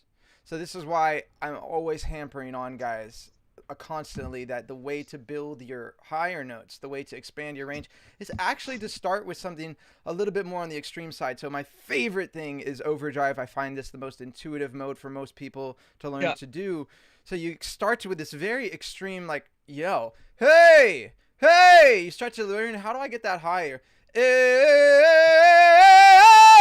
And then you start to learn, how do I shape this and shift this? And there's many different ways to go here. For one thing, if we want to get a more curbing sound, right, and we don't want edge, what we can start to do is just close our mouths and our vocal tracts a little bit more. So for overdrive, it requires that you open, hey, especially as pitch increases. So what we can do is actually take that away. Just for example, if I close my mouth a little bit more, hey, hey. So now there's a bit more of a hey quality, not a hey. And so now I'm starting to build the pathway into my curbing. So if I'm practicing a phrase, right, it could be, what is it? I will find my way. And then I can just start to shift this a little more closed. Instead of, I will find, opening so much, I could do, I will find my way, but thinking the same intensity. And that's going to just give me, I'm not saying it's a polished sound, but it's like starting to sort of chisel out that mode and your experience of it. And with the edge, it's the same thing. It's better to go to the extreme, and then you can learn to dial and pull back that twang, and reduce it somewhat. And especially what you're after, Sai, which is really more of this kind of in-between light floaty sound. I love that sound. I've worked very hard to be able to make that sound. I've struggled with it for a long time because I used to do like, I will find my way. And it had a little bit more of like a kind of held sound to it. And so learning to do like, I will find my way. I can go the distance. This kind of lighter, floatier, prettier, gentle, softer quality took me a long time. And I had to sort of like build it out of the extremes at first. And I couldn't just go right for it. I think at an E, what is it? I will find, or whatever it is, the melody. That is not too far away from your current abilities. So I think you could go right for it with a little bit of technical adjustment like we've been doing right now, like use more energy, focus on that support, tweak the shape slightly, and you'll be able to get it. It's not outside of your range or your capability, but maybe doing that at the G. I will find my way. Maybe that's going to take a little bit more development, and you're going to have to switch your strategy from going directly after it, like immediately the way you want, to having to chisel it out a little bit more and go in more of an extreme direction that doesn't quite fit the sound profile yet. So that's that's part of the tricky thing that a lot of you guys are thinking, like, maybe it's twangy. Yeah, he's singing better now, but it's not quite right. Sometimes as a singer, you have to let it be like that for a while as you develop your skill. Again, extremes are easy. In-betweens are everything. And they're actually, I shouldn't say the extremes are easy. They're usually more intuitive to find. They can definitely take more energy and stuff, but the in-betweens, especially in the upper range, that lighter volume setting is very hard, very challenging to get. So sorry, y'all can go ahead. I just want to point that out. But okay, so just as one final thing, I think we found one approach that you could take and try. But let's also see what happens if you go towards more of an overdrive sound. So if we do what Greg just suggested, kind of more "oh" on the top note, so kind of like "I will find my way, I will find." No, what was find my way, I will find my way. Can you try that? So find is the top note. I So will find my way. I can go. Yeah, I can do that. Hell yeah. yeah, that's perfect. I will find my way. I can go the distance. I'll be there someday. I want to point something If I really can. quick out. Sorry to interject, but you struggled before. Whenever you found something good on that first part, on the find, you always struggled maintaining it on the second part. And actually, the same thing happened with your overdrive right now. I don't know if you could tell, but the second Yeah. note got a little more shaky. So that's a support issue. That's like coordinating the breath. Let's. I was just about to address that. I would actually take a slightly different approach with that. Can you? What's the word? There, right? I'll be there someday. Yeah, that's the second time around. Yeah. So can you make it a clearer eh? I'll be there someday. You know. I'll be there someday. Yes. I Exactly. feel like I probably should do it consecutively. Yes, so. exactly. Yeah. Sure. Try it again. The whole thing. I will find my way. I can go the distance. I'll be there someday. It's again the same, similar shakiness. Can you either draw your abdomen in a bit more, or can you breathe more on the in-between? Sorry.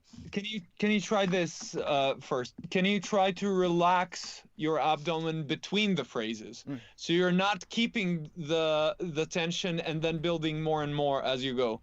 So kind of, I will find my way. Relax. I will go the distance. Relax. I will bet someday. Relax. Da da da da da.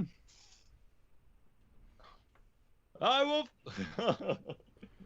Yeah, I will find my way. I can go the distance. I'll be there someday. Hey. If I can be strong. Nice. Great. Very So, nice. I think we should move on now. I agree. So I think you can do this really well. This is called overdrive in CVT. And the vowels that you have in overdrive are O and E. O, E. And you keep the bite. O, E. And those two work very well for you. So I would train that first. Make sure you know that really well. And then practice your transitions into neutral from there. Yep. So kind of going from the oh and taking the volume down. Yep. Yep. Oh, and then, learning to use I will find my way, a softer sound with that. But anyway, get this really strong and stable first. Make, learn to use that well. And then build from that. Expand your options from that one. It's kind of like, it's always the most difficult to find, the one thing that's going to work nice and stable. And then you can kind of branch out from there easier. Yeah. And I completely agree with that. And also, Sai, when you are backing off of that overdrive, it's really important that you actually keep that same energy. Yes. That same intensity. It's not going to be quite as much resistance in your abdomen because the vocal folds, you're changing technically what's going on, and they are not. You basically do want to decrease that breath support, but if you do that too much and you think it's a lighter sound, I will find. You need to act like it's going to be oh. I will find my way. And for me, it's crucial to kind of, if you start to feel psychological like distress, like, oh fuck, you start worrying, you start panicking, like the last thing you're gonna do is start to like hammer into those notes. So there's a reason overdrive works better. It's not just because I think at this pitch range, like your voice's muscles are more developed. I think it's more of a psychological thing, specifically in this middle range. It's that you need to not fear that sound, and you need to be able to hold on to that energy. It's like you're telling a secret. Oh my God. Or you know, like imagine you're in a classroom, all right? You're a student in college, and then a shooter comes in to the building, and then like somebody busts into the room and he's like, everybody be quiet. I need to tell you something right now. There's a lot of energy behind a kind of action like that, right? And so you can kind of use these kind of like emotional cues to kind of trigger like, what would you be sounding like if you were trying to tell everybody, but you needed to convey like a really strong sense of urgency.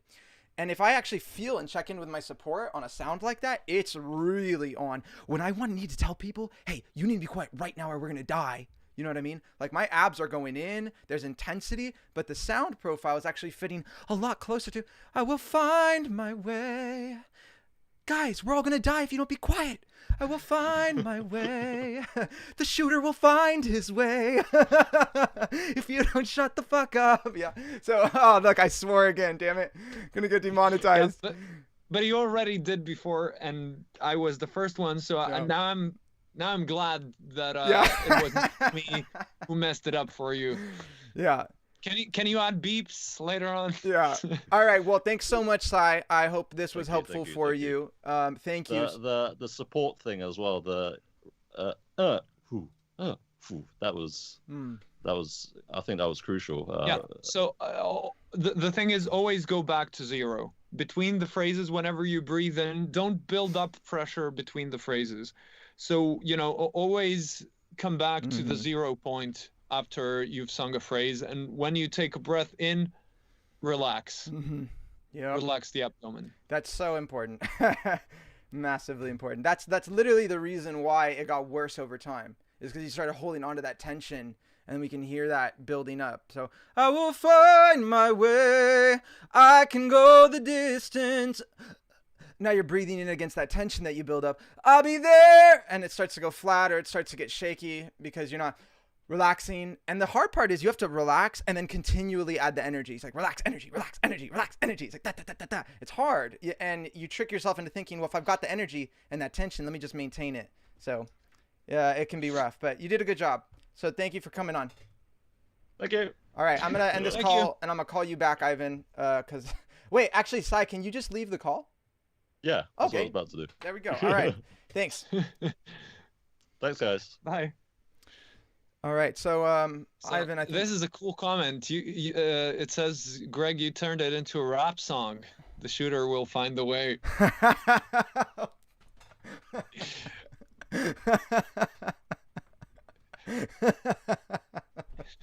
I'm just seeing Hercules with like a gun strapped to his shoulder. I'm seeing like the rap version of like that Hercules song. I will find my way. I will go the distance. I'll be there someday if I can't be strong. With a sick trap beat in the background, and he's got like a gun, and he's like on the street looking.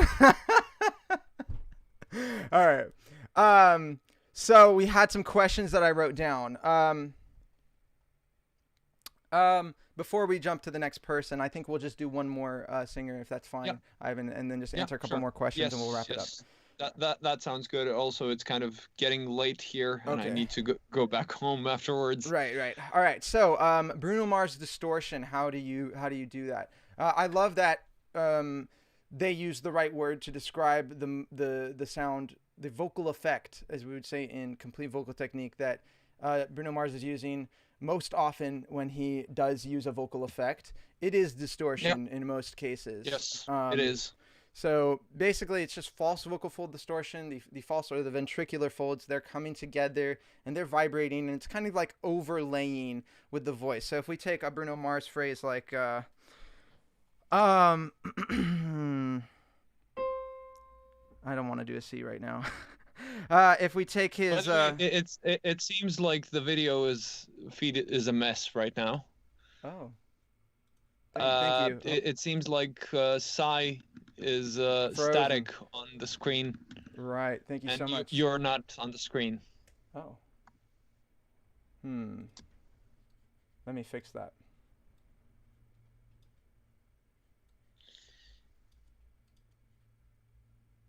Let me fix that. I forgot about that. Okay. Move to the top.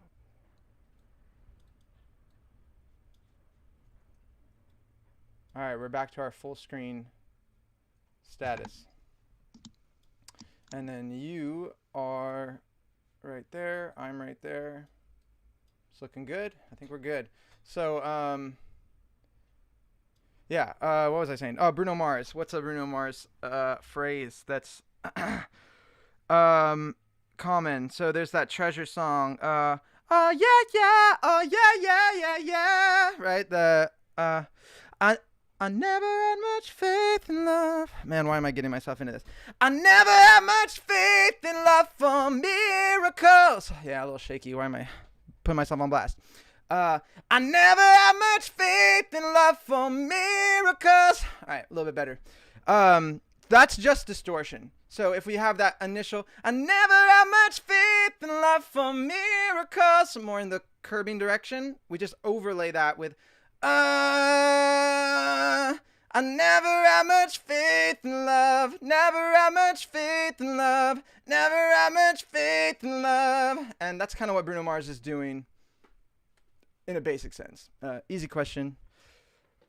Forgive my bad demos. Okay. Oh, the next thing, Ivan, very important question. You ready for this one? Yeah. All right. We got to sing D2, both of us. Yeah,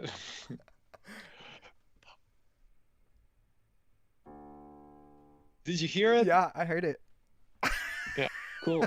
Okay. All right, my D2. There we go, D2. Yeah. Yours is better than mine. Okay.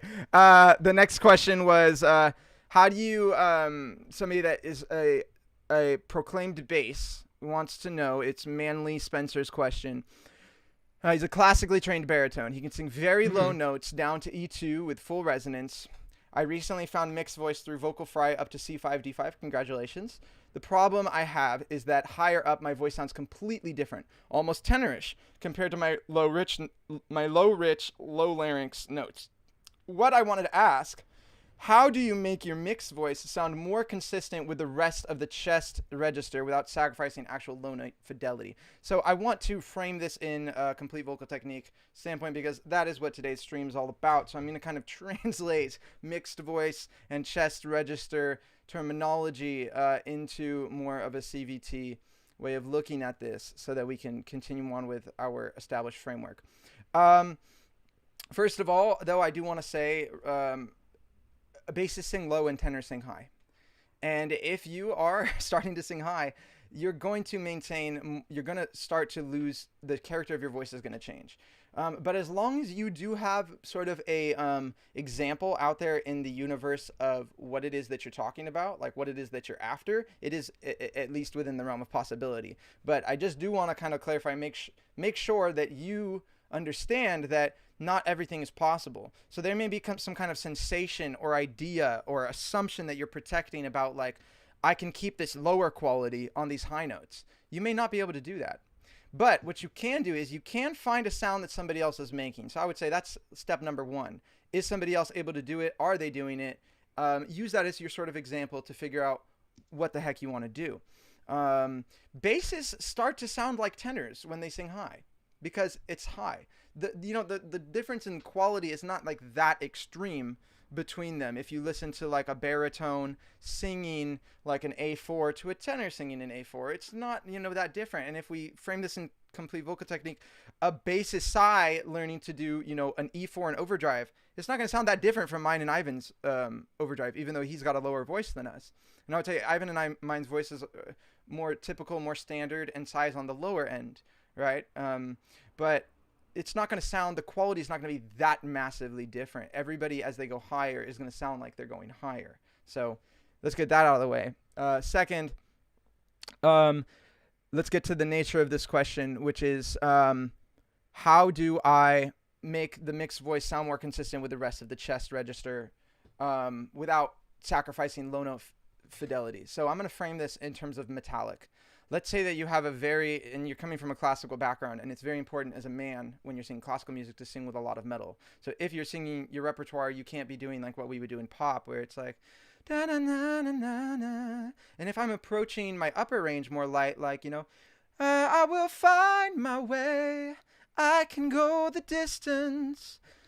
Then my lower notes, if I'm actually maintaining continuity with that sound, are going to be like, I'll be there someday if I can be strong. They're going to be softer. So a lot of times, actually, especially in a pop tenor setting, you're going to hear the low notes be really breathy, and then they only kind of add power on the high notes, but then when they go lower, they go softer like that. That's a very typical like kind of pop tenor setup. So how do you get that lower quality to transfer into the higher notes if you're maintaining a deep sound as you go up? I would work on overdrive. As my starting point. So I would find that really strong quality on O or the A vowel.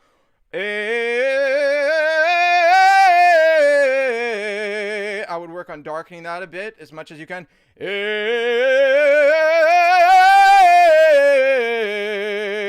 And then I would probably try to chisel that away. For classical as a bass, I would try to probably find overdrive working really well. And I would try to find curbing as you go up. So what you could do is keep the larynx down. And now you hear this subtle little switch on that note.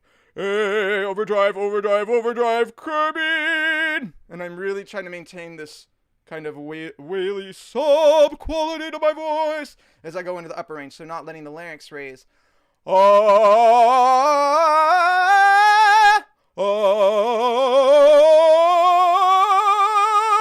Getting more of a deeper quality. Okay, that's my advice. You want to add anything, Ivan? No, I think you covered it fine. Okay. Let's see. The next question. Let's see. I don't know if there's any more questions.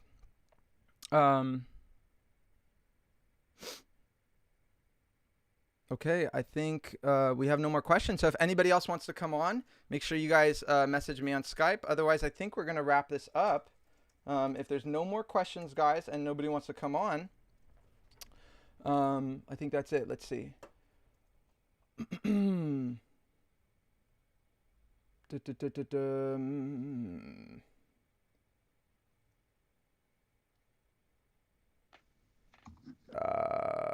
Chris Cornell, Manly Spencer says that's your realm right there, Ivan. Chris Cornell says, yeah, Manly Spencer, the guy that asked that question about the low range, is a good example of what I'm looking for. I'm a high baritone, almost dramatic tenor, and I can expand my voice to the point that it sounds quite low. Okay, so yeah, I'll let you take that. How do you take that lower quality of your voice? And I think we should frame this like his experiences. Now he's finally found a way to sing higher, but it's like way too light in sound, and both in terms of metal and color probably. So how do you go from sounding like, and I bet he's doing it with the flash tension, by the way, because he's found it with vocal fry. So probably something like, I bet that's the sound that he's started to find where his voice is working. I would assume, you can correct me if I'm wrong, Manly, if it's not coordinated somehow, like something like that. That's a very common thing that singers find higher range that way. Anyway, I'll shut up. So I would say for Chris Cornell's stuff, to kind of, basically work on getting your metallic notes higher. So don't necessarily thin out as you go up. So let's say if you have on a lower note, you kind of want to keep that thing higher. So I would recommend practicing that half note up at the time. And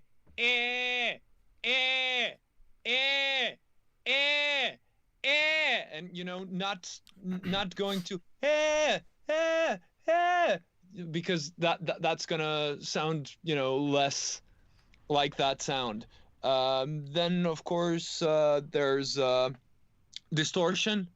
Like once you get to the yeah, making it big and gnarly. He elaborated, Ivan. He did say yep, kind of almost like that in regards to my Fry example. Score one for the Greg. But he just said that the problem is he can't use his full, what you call metallic voice above G4. Yeah. So I would say it could be various issues. It could be support issues. It could be, I don't know, could be various things. Come on to the stream, Manly. Let's do it right now. Yeah. Yeah, right, let's see that.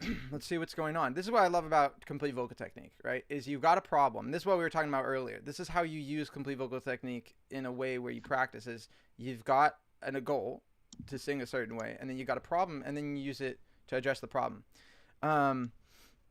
By the way, guys, I wanted to also point out when Ivan and I were coaching Sai, well, mainly Ivan, our approaches, even trying to like sort of use even though we both have an understanding of complete vocal technique, the modes, sound color, support, like if you're going to be an effective vocal coach, in my opinion, you need to pretty much know most of the information that every other vocal coach knows, because like I don't know, because you have the same job. It's like a mechanic. One mechanic is going to be a little different from another mechanic, but they both need to know how the car works, and they both need to know, how to take care of it and stuff like that.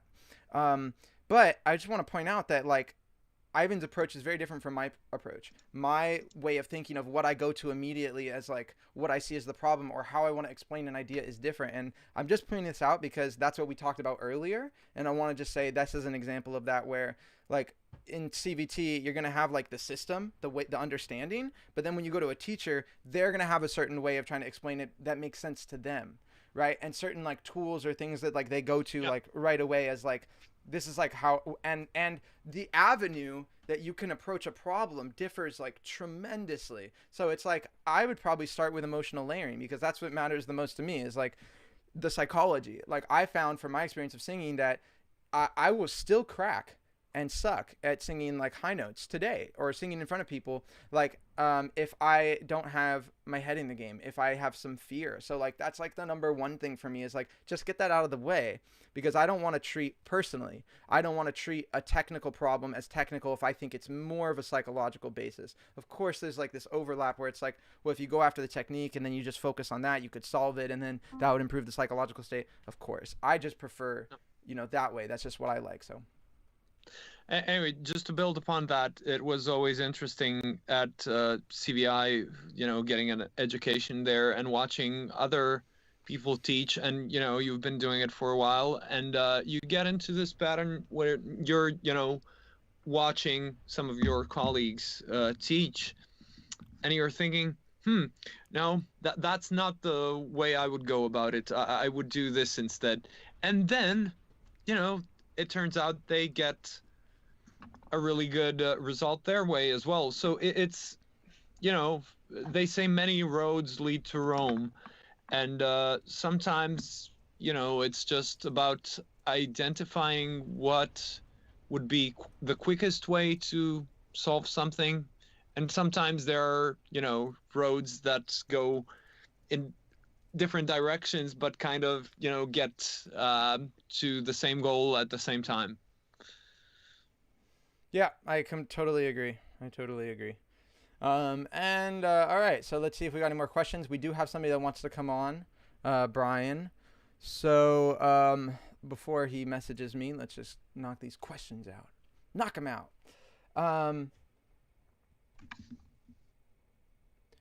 What's the best exercise, in your opinion, to get above G-sharp for A4? Because I feel like my mix coordination comes in and goes from day to day. I clearly notice that it's a difference between them. Okay, so in CVT language, you're talking about reducing density.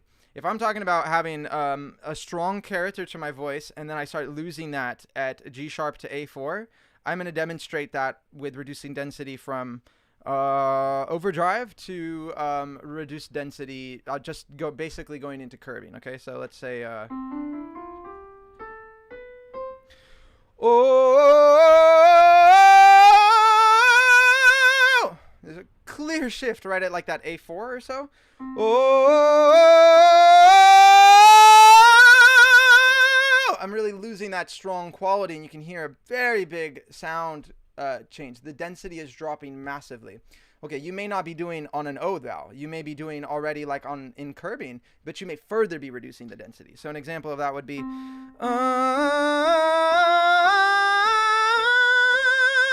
you may be doing something like that and being like, that's my mix coordination. Is chest, excuse me. Is chest, and is my mix, or something. You may be making mixed voice a lighter gradation of density, but maybe it has metal, maybe it doesn't. That's the confusing thing about mixed, is how we think of it. But what you want to do is work on the support. I would say probably if that's happening, you got to continue to actually increase the support for the high notes. One of the things that singers struggle with is they don't necessarily understand that the higher you go, the more a given sound or quality actually demands more energy. So if I have overdrive here, overdrive here, takes far more work. If I actually use the same amount of energy, for my overdrive here for the top, I don't get overdrive anymore. I'm like much closer to the neutral. I've lost a lot of my metal. And then that just exponentially goes more and more. So if we start with the energy at F and I try to take that higher, your voice is either going to compensate in a number of different ways. You may flip to falsetto. You may strain. You may like raise the larynx. You may do all sorts of weird things because you're not giving your voice what it needs for the function that's asking for, basically. I don't know exactly. That's how I would think of it, but I don't know exactly what you would say, Ivan. Sorry, I tuned out a bit. Oh, wow. Basically, how do you get G sharp? It's getting a bit late. I'm sorry. Okay. It's getting a bit late. Can you just quickly sum up? How do you get G sharp 4? How do you get your voice to go above G sharp 4 and A4 without reducing density? Like if somebody's reducing density right there continuously, how do you stop that from happening? Well, I think you said using more energy is definitely a good tool. Also, opening the mouth more. Did you say that as well? I didn't know. No. Okay. So, opening the mouth more and taking it in small increments. The mistake I often see people do is these massive 2-octave scales and attempting, to hit the highest note, after, I don't know, doing something that's like way too difficult if you can't get single notes on the desired sound yet. So I would say, like you said, overdrive. If the aim is to go above G4, just get a really nice overdrive on a G4 and work from there. And then gradually, let's see what happens if I go to G sharp. What happens if I go to A4? Whoa! And so on. And kind of, building one step of the ladder at a time. Opening the mouth more, raising the larynx more if we're talking about overdrive and edge specifically is usually a good idea. So making it brighter. Yeah. I agree. All good things, especially opening the mouth. I was just thinking about that the other day, and I was watching this vocal coach reaction video because I'm going to start doing those. So I'm trying to like study, like, how do I, how I got to learn from the masters. Sorry, just one thing on the same subject before we veer off. What I see the most often people do is kind of try to approach it with sirens and do like, and that's not going to help if you're trying to maintain this, because sirens are great exercises to train gradually losing density. Yeah. So stuff like,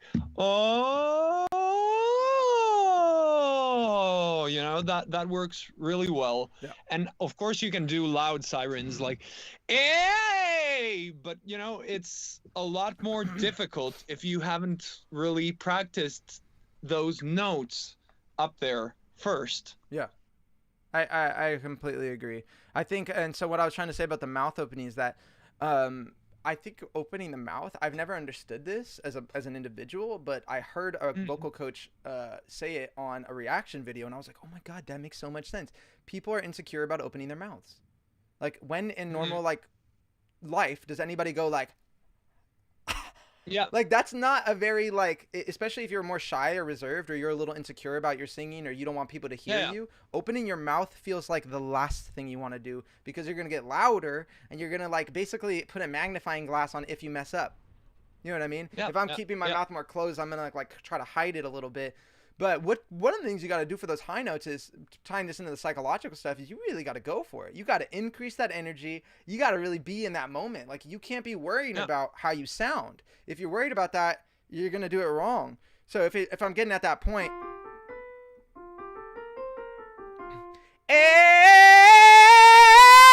I really just got to go for it, or I'm not going to get that sound. If I'm thinking, like, here comes that note, I'm afraid. Fear is not an emotion that goes with this mouth shape. Yeah. Let's think about it like that. Yep. This doesn't look like an afraid face. You know? Yeah. This looks like an afraid face. And that is a shape in the high range, actually, that will lead you into reduced density. Good luck. I'm not going to be able to get full density on that kind of a shape. I got to open my mouth. And I mean, basically maintaining any density up high, like even high falsetto notes, can be a very large opening. Like, if you check out a video of, I don't know, Steven Tyler doing, you know, it's going to be a very large mouth opening. Mm-hmm. Or otherwise, it's not going to sound like that. Right. Okay. Are you ready for our last person, Ivan? Oh, we have someone? Yes, Yeah, sure. if you still want to do it. Yeah. Let's do it, and then I'm gonna go to bed. Yeah. All right. Let me find him real quick.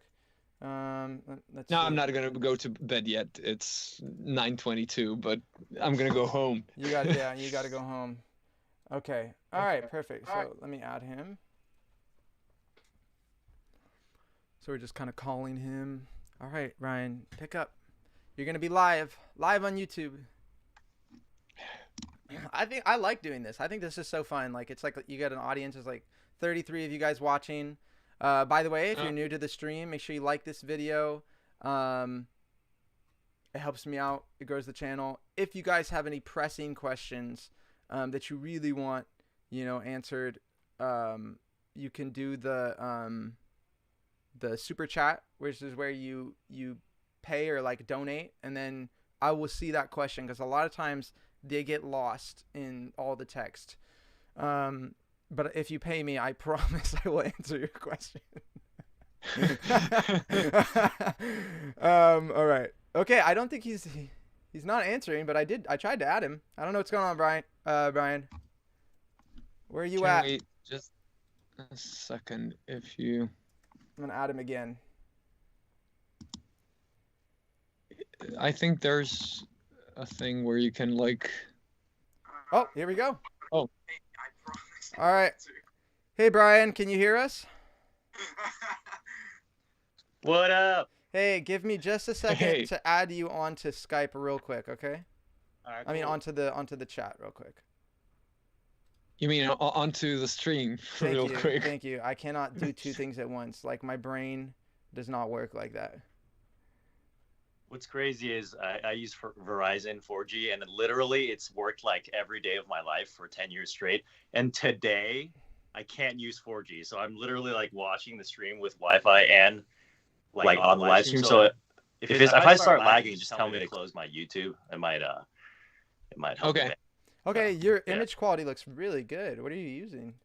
For iPhone 11. What? The camera is so much better than my iPhone 6, which I upgraded from. Bro, that camera is sick, man. Oh I know, my right? god. Yeah. I That's keep pretty much the only reason why I bought it. So. Nice, man. Yeah, I like it. It makes like it like manufactures that shallow depth of field by blurring the background. I like it. Yeah, well, your camera's too, Greg. So I know. Thank you. I know. right, hold on. I'm trying to add you. It didn't quite work last time. It added 2 Ivans, and I don't. There we go. Greg, master of technology. That's my new name. I'm actually Ivan again. All right, hold on. I got to resize some things. Give me just a second. So I think I'm going to put me over here. Put Ivan. Put me over here. Put you. Yeah, I'll put you in the corner. That's me in the corner. That's me in the spotlight. Light. Okay, let's see. This is maybe just as good as it gets. I don't know if you've seen the stream, but I'm trying to like figure out how to put us all on the screen, and it's not working that well. I'm sorry. Yeah. This is kind of a nightmare a little bit. That's crazy. I maybe can put you like that and put me a little more.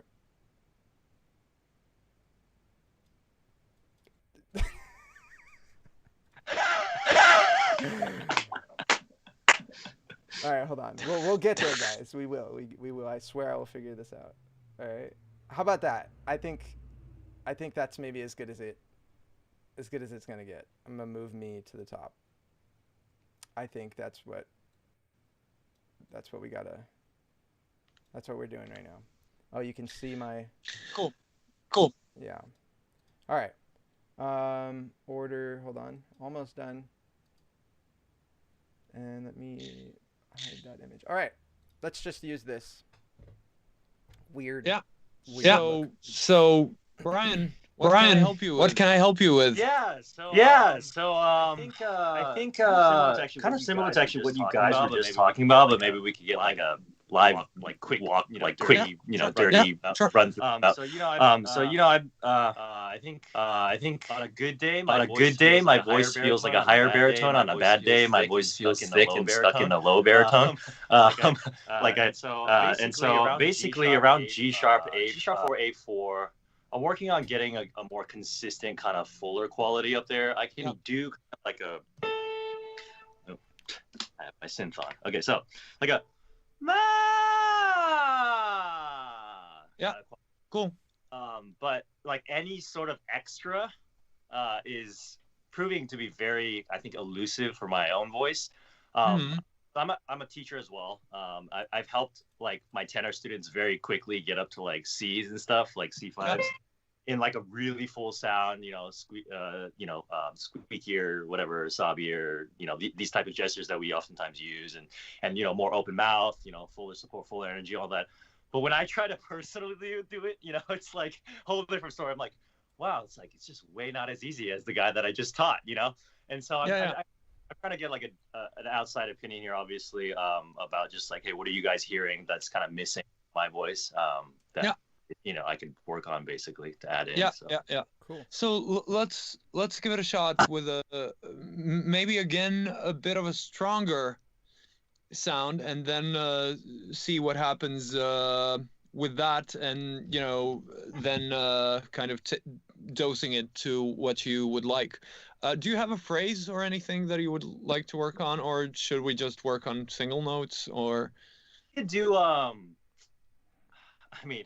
just gonna throw myself in the deep end, but what's that? Greg, you just sang it. Somebody you loved, the bridge part. Like I think it's a B flat or B up there. Oh yeah. Fuck. I gotta look at my cover to see what I did. Hold on. Let's find that real quick. I don't remember the key unless you remember the notes, Ivan. I have no idea. No, I guess I haven't checked it out. Hold on. It'll just take me a second. Hold on. Start on the A or B flat and then see if I can even get up to the B. Anyway, I mean, Brian can sing it, and we can link it for the others to hello, my darling listen YouTube to your great cover. Oh, So, yeah. I And by think I wanted to mention this. I'm so glad actually this came up because I would almost forgot. My new little short cover thingy that I just put out. I haven't actually mixed that for me, guys. So if you are looking for an audio engineer and you like the sound of that track and you like what he did with it, by the way, I gave him rough stuff to work with. Okay, I did not give him good audio quality. There's like my chair creaking in the background and the air conditioner going or something, and he had to work with that. So yeah, thank you, by the way, again, Ivan, for editing. But it's a good mic, at least. So Yeah. the SM7 that you have is a really cool mic. Yeah. So I didn't find it problematic to work with. Okay. Well, that's Anyway, so Let me find the can key. you give it a shot? Like anyway, you can sing it right now. Let's see. What do you have? Cool. Just for my security blanket, I'm gonna start it off in the reduced way, and then just try to do the full one, which Sure. has Yes. given me trouble. So. I tend to close my eyes, but it hurts sometimes. I fall into your arms. I'll be safe in your side when it comes back around. I don't know the words actually. That's a great sound. Cool. I really like that. Yeah. You love lyrics. Let me look that up. I thought you were talking about the little ad lib I did, but you're talking about the chorus. That's why I was trying to look up the song because I could not find. I was like, I don't know what my little run was. But yeah, you're talking about Wait. Is that? Mine is a sort of abridged version. I don't do the chorus part. I stop after the first one, but I do probably do the B flat on an ad lib. What do I do? Another day bleeds and the nightfall, but you're not here to get me through it all. Oh. Yeah. Something like that. I do a little run. Oh, but you're wanting to. I tend to close my eyes. You're trying to hold that whole phrase out. So that's much harder than what I did. So, I guess I could show you my broken and flawed attempted fuller overdrive shoutier quality. Sure. Yeah, let's do it. Yeah. I tend to close my eyes, but it hurts sometimes. I fall into your arms. I'll be safe in your, and I come back around. Safe in your sound, sorry. Mm-hmm. Cool. So yeah, the first thing I would look at is vowels, because there's so many different vowels. Yeah. And it can be difficult, especially at first. I mean, once you get very good with, knowing the modes, you can easily transition from one to the other. So you don't have to sing the whole phrase in one mode, and most singers don't. But it's good to isolate certain sounds. So if we were to go for one mode for this, do you have a preference so far on like what kind of sound you would like to? I think just closer to the original. I'm not familiar actually with the original. Can you? He's singing a lot of curbing, right? Greg, you know the original. Yeah, and I think he's doing a lot of curbing and just thickening it up with distortion. I honestly think Brian would be happy if he just gets a bit more weight and density to his voice and metal without really discriminating specifically with it being like completely full. But personally, I do think us going in that full direction is probably the best place to start, and then to refine it to curbing. But however you want to do it. So can you give me something? Can you give me like a rather strong sound on an E4?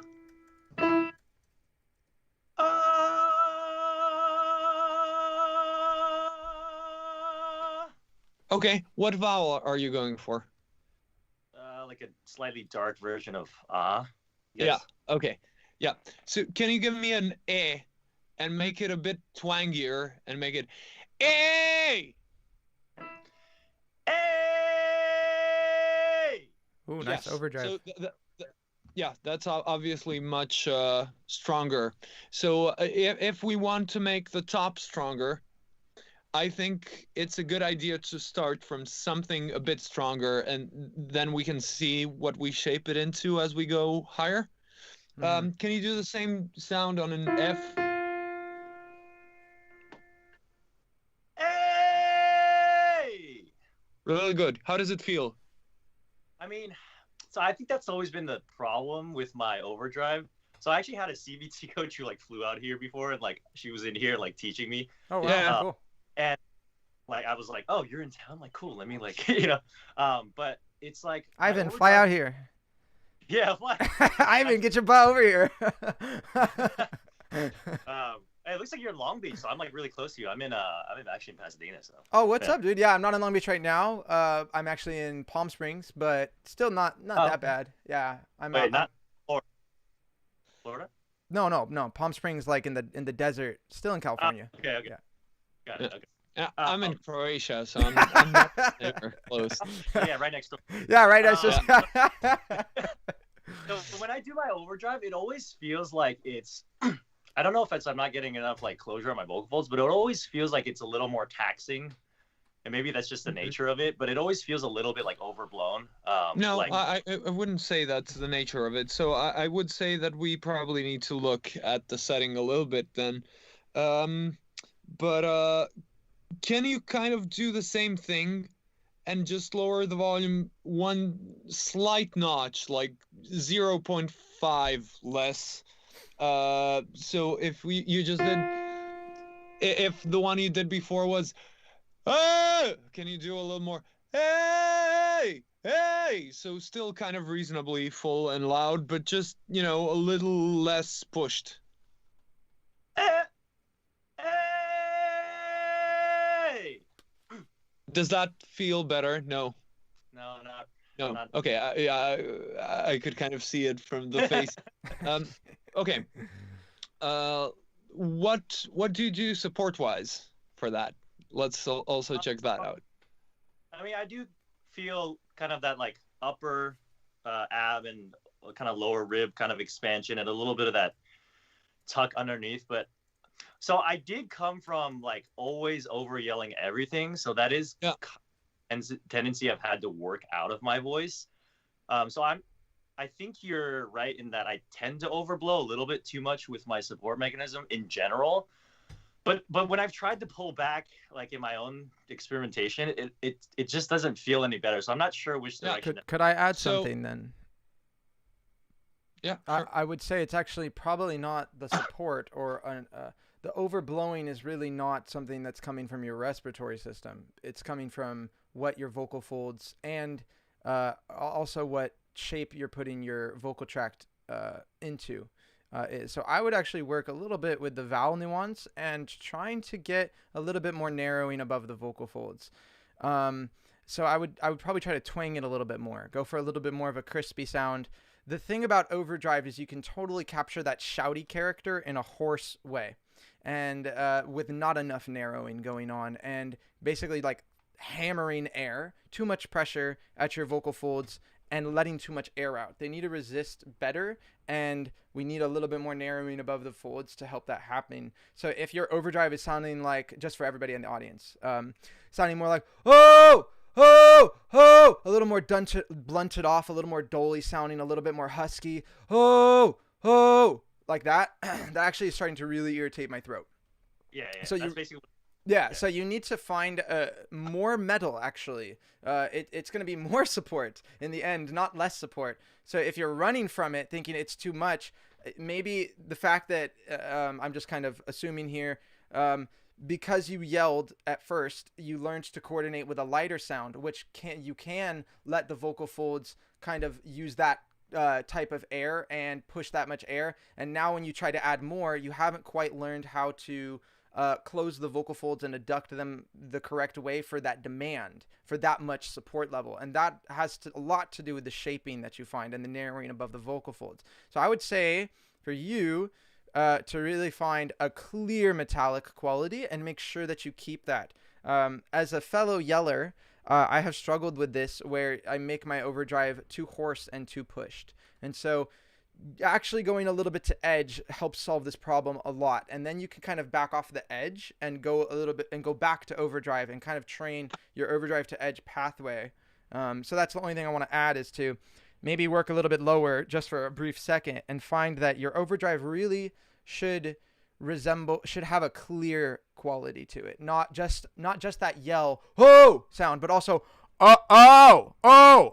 it should have a little bite to it, a little bit of like a inside of your o, it should have a little bit of that clarity, not just oh, not just the sound of the yell, not just the vowel sound, but also really needs to have this sound. So I would actually switch us away from O to eh. You want to go for it? Oh, okay. Yeah. And can you make that a little more twangier? Eh! Wait, so does twang involve also raising of the tongue? Yes. Or is it? Yes. Okay. All right. Hey! Good. How does that feel? Slightly more efficient. Okay. Slightly more efficient. Okay, Yeah. good.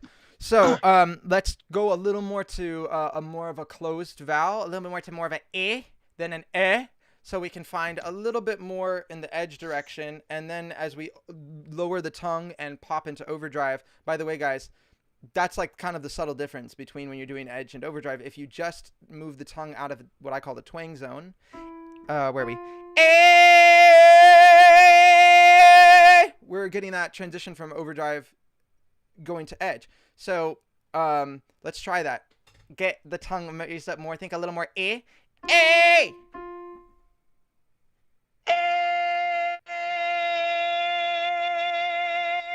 Yeah, it actually sounds more strong and more metallic now. How does that feel? For a moment there, it did feel like it was not. It was a lot more efficient, and then I felt like it drifted at the very end, like a little more less efficient. Okay. So I think we passed through a good place. Try to find that twang. Try to highlight on what it is that you're doing. Where's that narrowness? What can you remember of that sensation to kind of like imbue in your overdrive? For me, I feel my tongue tense in a specific way, so it's very easy for me to think just add that thing into my overdrive. Hey! How'd that go? The first half was good, and then it feels like it gets like hoarse and raspy as I hold it. I'm not sure if I'm letting go of the twang or the tongue. I don't know. Yeah. The support sounds pretty good. Like I don't really hear a sound difference. Do you, Ivan? Okay. Sorry. You did it again. It's getting kind of late, and I'm just sitting here for 10 minutes, and then you ask me something, and I'm a bit like, oh, what? That's all right.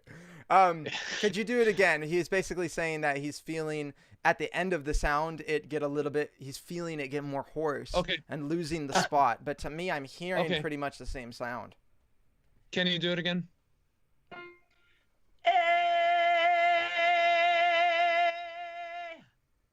Okay, yeah. So can you try this? Can you keep the support energy until after you stop the note? Because I hear this thing where you go, eh. Yeah. So can you do eh? And keep the energy until you finish the note, then let go of the energy. And the other thing is, actually, let's just try that one thing, and then if that doesn't work, I've got another thing.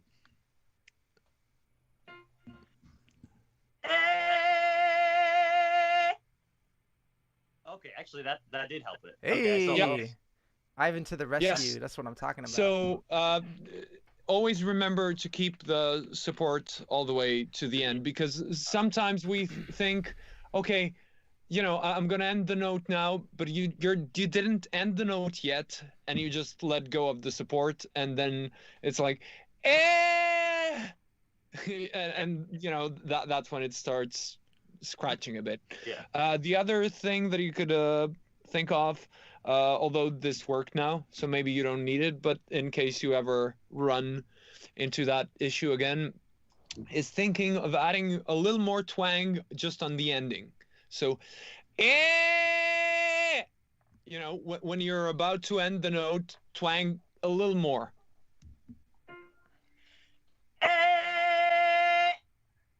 Oh, okay. Could you also find a little bit more closer to Ivan's sound, because yours is a little more in the overdrive direction, and his is a little more in the a. So his vowel is a, and yours is more a, more a. Either way, I think he's getting absolutely the thing about not scratching at this point.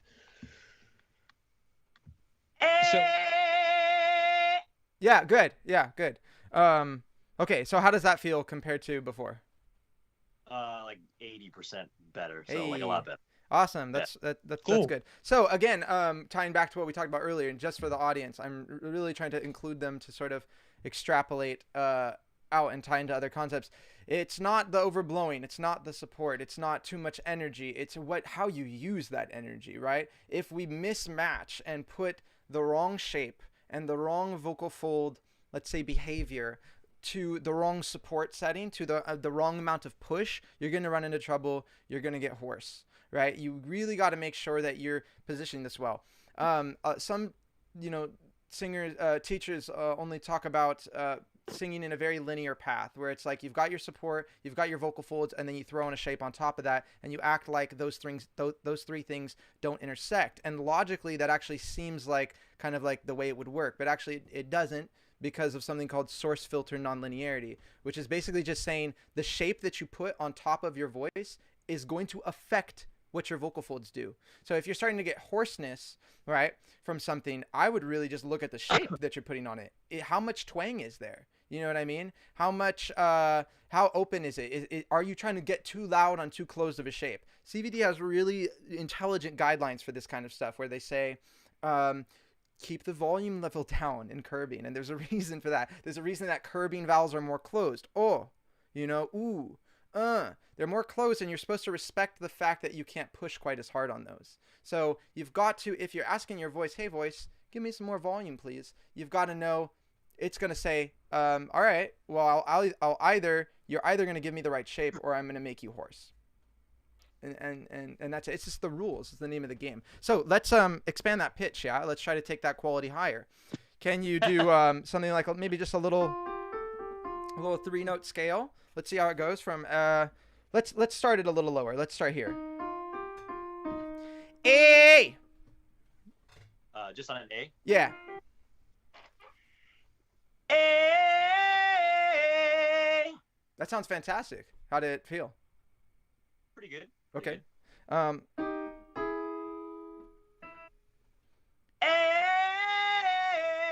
Okay, how's that one? Yeah, a little. Felt like I lost some of the twang, or it got kind of like maybe too overdrivey or dark on top, but I'm not. Okay. That's how it felt. Okay. How was the feeling of hoarseness of ease? Not so bad. Okay, all right. So then let's go with it. Let's just let your voice kind of do what it's going to do for now, unless we encounter a problem.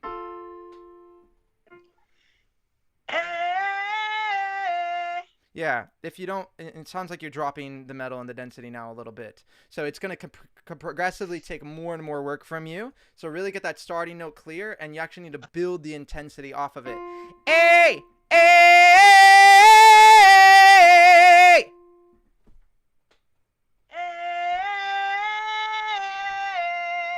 Oh my gosh, who is that? What a voice. That sounds amazing. All right, how'd that feel?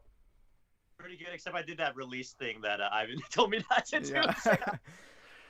Yeah, I think, by the way, I wanted to add something, but I forgot until you mentioned that. I think that may, for you, and perhaps for some other singers out there, come out of the instinct that when you start straining and you learn not to strain, and you learn to sing higher without strain, you've learned that strain equals abs tightening a lot.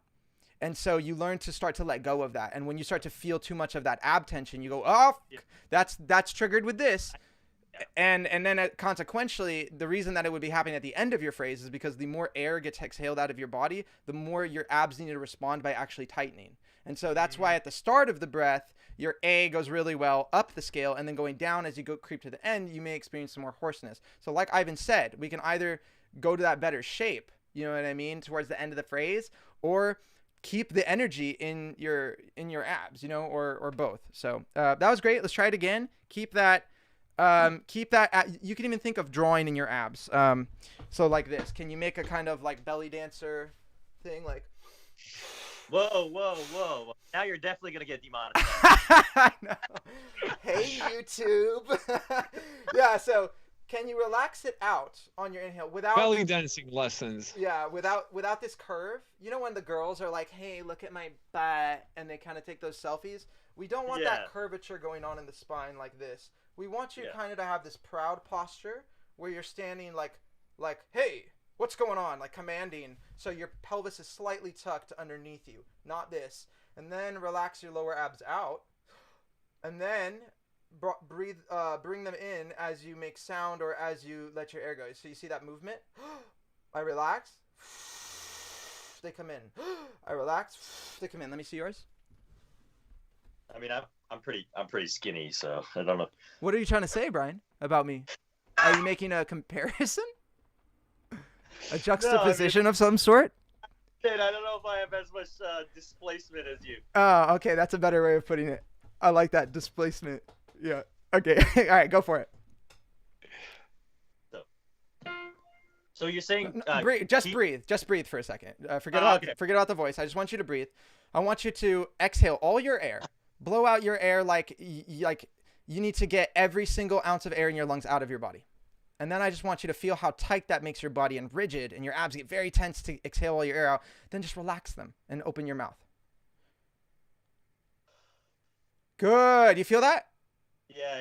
So it's funny because it's exactly what you said. I actually had to unlearn that at once because my abs were so clenched in the beginning. Like I literally was like, my ribs felt like they were like breaking on themselves when I first started out to sing. Yeah. So you want to, I think personally, you need to kind of avoid the very end of the exhale because at least for my experience, I cannot avoid the sort of, if you clench your abs too much, there is a sort of instinctual response for your throat to start to clench. And I just feel like, that's what my neck feels like. That I can't get rid of that at the end of my exhale. Okay. There's no way. So I kind of need to keep a minimum threshold of air inside my body is what I'm getting at. So what you need to do is make sure that your air, first of all, your breath in is good enough, that you're inflating far enough that you're actually going to be able to use your air enough for their phrase. And then number two, you need to make sure that you release that tension for the next phrase, but also that you build enough of it to continue what you're doing. So let's try it. As you're going on your phrase, you're going to breathe in. You're going to let your lower abs relax like you just found. They move in and they start to build this kind of tension or resistance in them.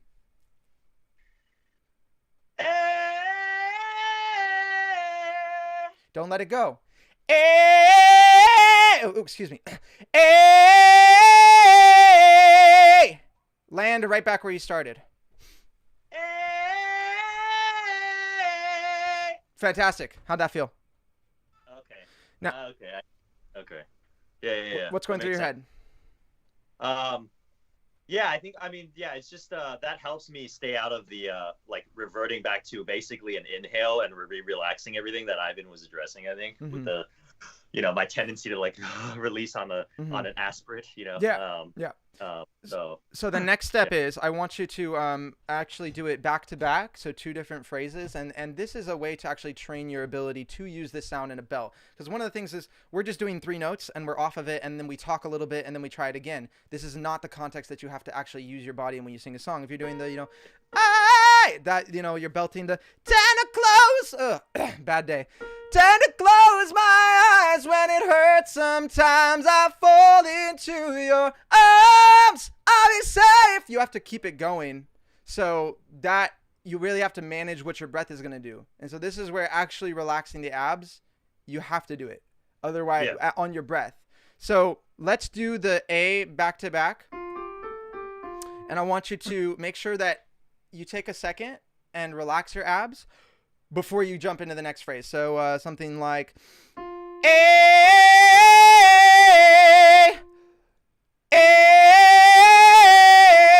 where you've pulled them in for that whole phrase and then you let them go. Just like when we went and you got all the air out and then you relax. It's got to mimic that sort of thing.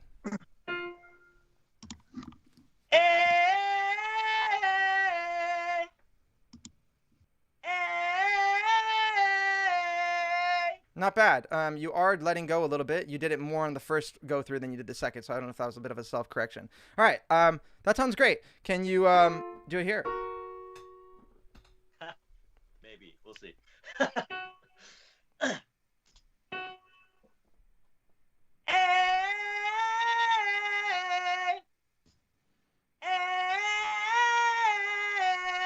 Not bad. Your voice has certainly picked up a lot of density and metal from where we started. You are kind of getting a bit of a reduction at that note, which is pretty typical for men at the B flat. For the top note, I would suggest, I'm going to read Ivan's mind right now, raise your tongue a little bit more and increase that twang. So that again, the higher you go, if you want to maintain something that you had lower, the more change is necessary. So you can't keep the same shape. You're going to actually get a bit of a reduction. We need go a little bit more in that direction, and you'll probably find the ability to keep that metal and that chesty full quality gets a bit easier.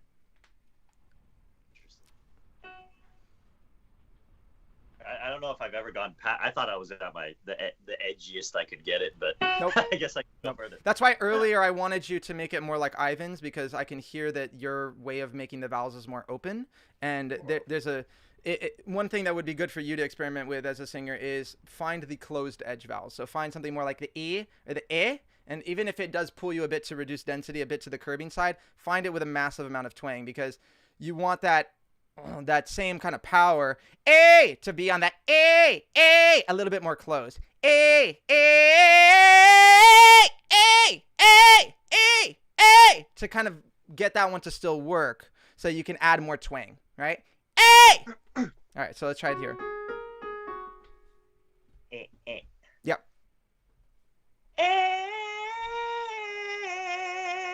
Okay, so it pulled you more to reduce density. I want you to stay fuller, open the vowel back up. For the top, think not of closing the mouth, but more of raising the tongue and just getting nasty with it. So,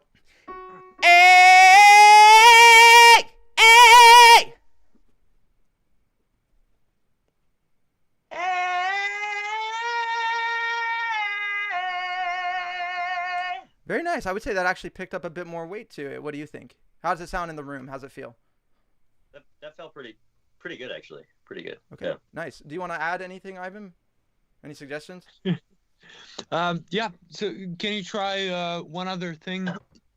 Can you try to make your tongue a little harder? I'm gonna get some on the juice. top note? So kind of like tighten your tongue on the top note a bit. So keep the same position, tongue high, and make it a little firmer. All right, here we go.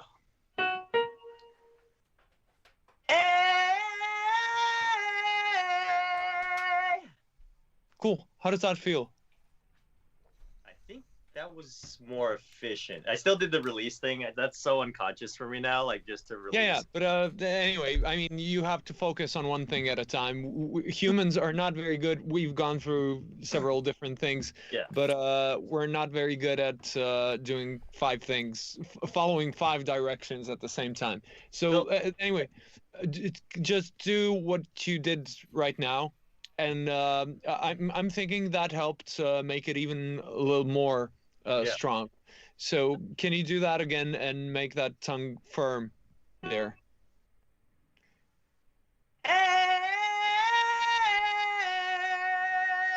Yes, sounds great. So question, I forgot what exactly the edge vowels are, but like if the lyric, I mean, obviously this goes into like overlapping modes and all that, but like, sorry to put you on the spot, Ivan. I know it's late there. You probably have like, but could I hear what your different vowels sound like when it's translated, the metallic sound? Because I know you're like quite good at the metallic sound. Okay. You're a wise man, Brian. This is the guy to ask. It's really hard for me to imagine what that feels like on like a lower or darker vowel position. It's like So, E is the one we've done now. E, then E. It's kind of just like if you have the tongue position from E, and then you kind of get it one notch forward. E.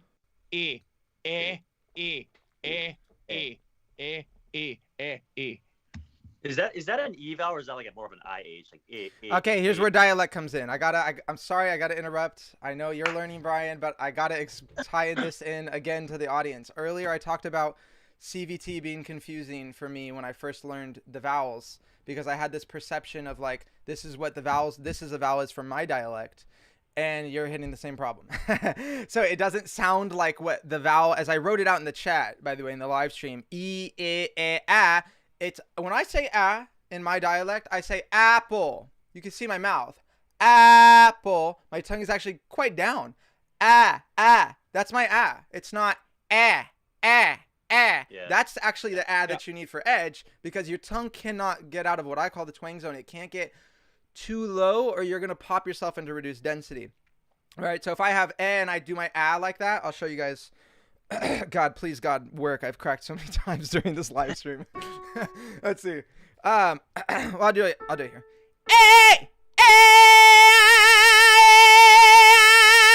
So there's a bit of a loss of metal and density there from my to my because my is just too open. I actually need to fit my closer to what my is doing in order to keep more of that sound. And to me, that doesn't actually feel or sound like It sounds like It sounds like a more open So to me, like it's like this, right? So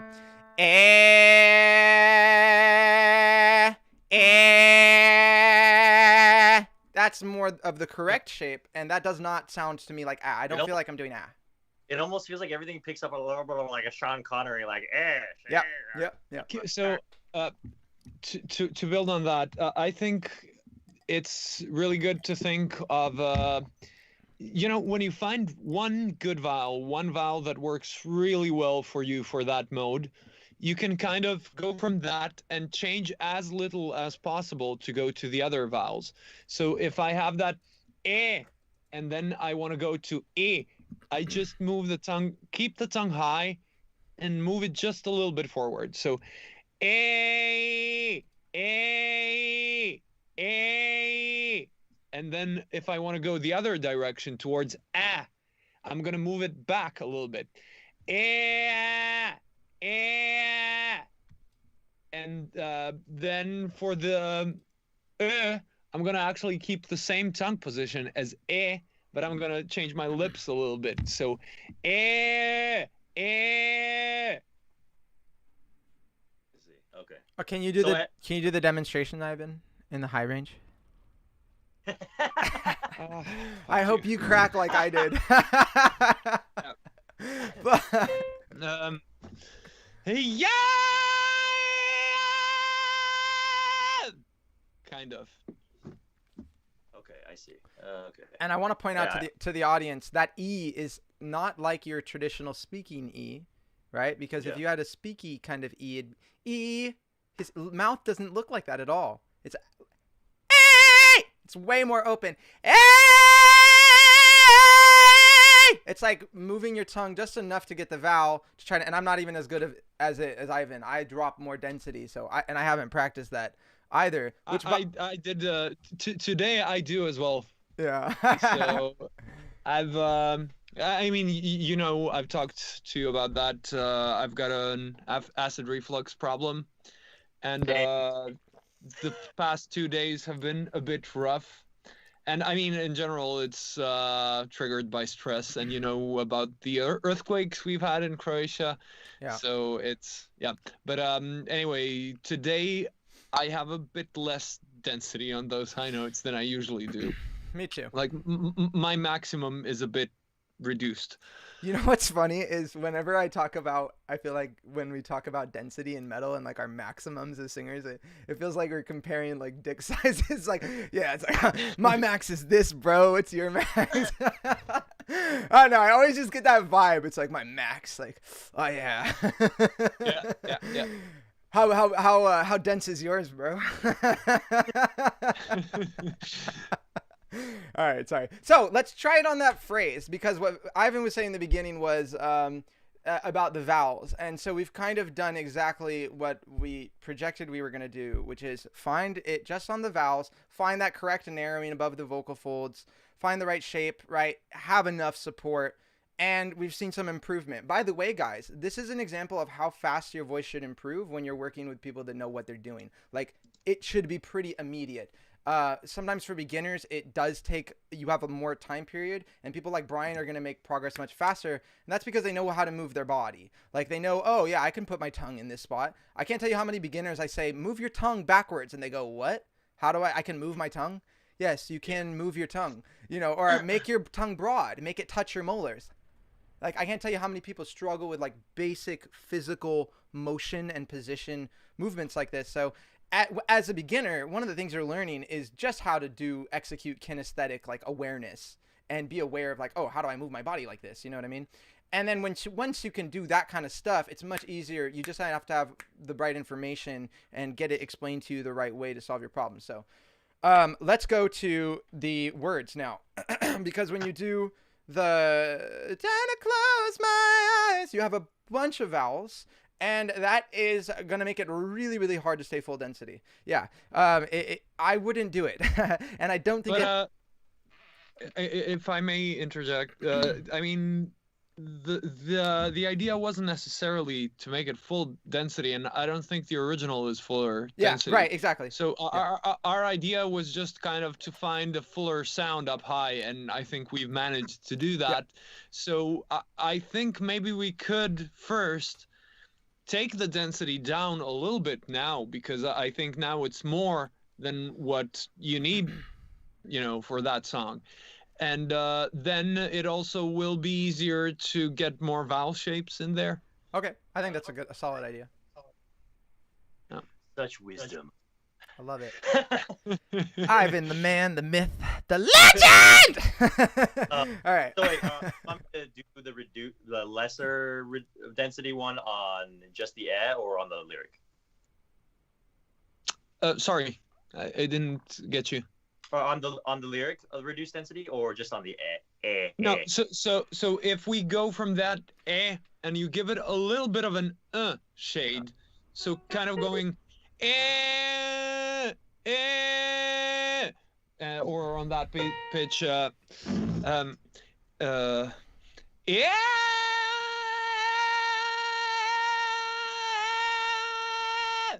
so going for that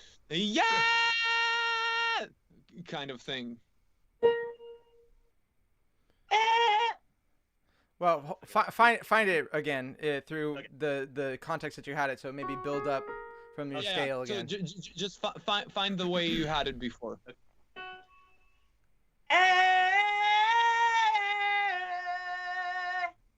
Cool.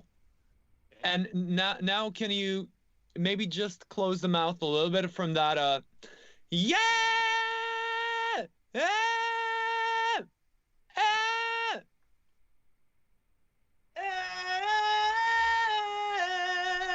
Very nice. Yeah. Cool. So that sounds really cool. So can you try to fit more vowels into that?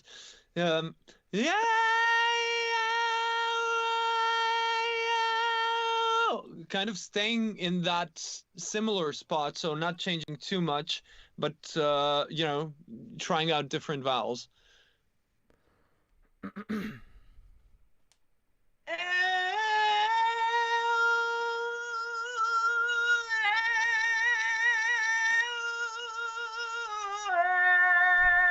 Dude, nice, man. How'd that feel? I had pockets of it, but it feels like so I know that the nature of the vowel is gonna pop the density a little. But try to not change too much. So once you find that a little closed that then keep everything around that pocket. It's kind of like, don't go e. That's gonna completely change the character of it.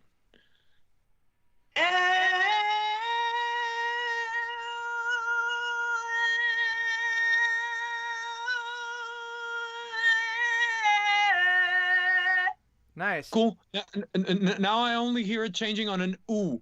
So can you keep that oo a little more smiley? Okay. Ooh, you can say ooh with a smile. It's possible. Ooh, ooh. Ooh, like you. Say you, but you gotta smile. You. Yes. There you go. Ooh. Okay. That is a vowel I've never attempted. Here we go.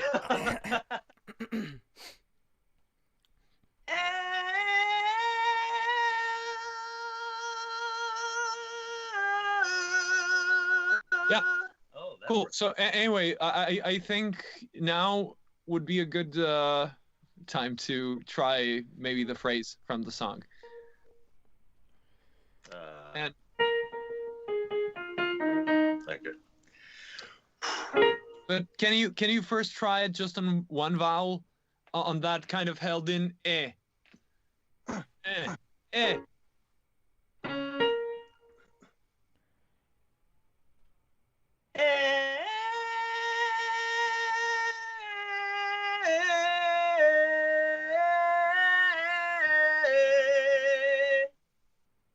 Cool.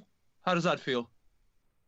Pretty close, but I feel like I was not doing the I was doing the more American version of the like it felt more open, but I don't know if It's okay. So it was definitely reduced density. So I think it's close enough to get the job done. okay. So can you try to add the consonants in? I don't know what the words are, but make all the vowels closer to that. So a little bit of a parody version. What are the words? Let's see. And I tend to close my eyes when it hurts. Sometimes I fall into your arms. I'll be safe. Okay, I'm not gonna remember all of that. Just the first bit. You sound like me in lessons. I don't know Ivan. what I had for lunch today, and I can't. I forget words to my own songs that I wrote. I feel like those are the hardest to remember, actually. Yeah. Oh. All right. And I tend to close my eyes when it hurts. Sometimes I fall into your. Nice, man. Cool. How did that feel? I think it sounds great. I think it's a really big, step forward. Mm-hmm. And you can practice more that, get more acquainted with it, and Was it reduced though? Yeah. Still, like. yes, Yeah. definitely. So I would say that's actually what Louis Capaldi is doing. Distortion can be a big illusion. And I think that you honestly probably want to mainly stay in reduced density as you sing this song for stylistic purposes. I think it's going to match what you're used to hearing and what the audience that, let's say you put a cover out and they are like, oh, look, a cover. They're going to want it to kind of fit in the genre, unless you were like metal cover or rock cover of, someone you loved, or you really want to put your own twist on it. But it sounds like you're a pop singer. So what I do is I do reduced density when I would do there. So I would keep working on that. I would, for you, I would say keep working on that metal. Okay. And that narrowing specifically, and keeping that twang, because I do hear, especially as you're going into reduced density, you're really losing that like vibrancy and clearness to your voice. And I would be, Last take a little scratchy again. yeah, exactly. Yeah, okay. So I figured something like that would be happening. So that's the challenge of the closed vowels, is not getting more muddiness or more like a loss of clarity. And anatomically, when you're closing the vowel up high in that pitch, your vocal folds are going to tend to stretch more. And so that's what reducing density is. The vocal folds are stretching more.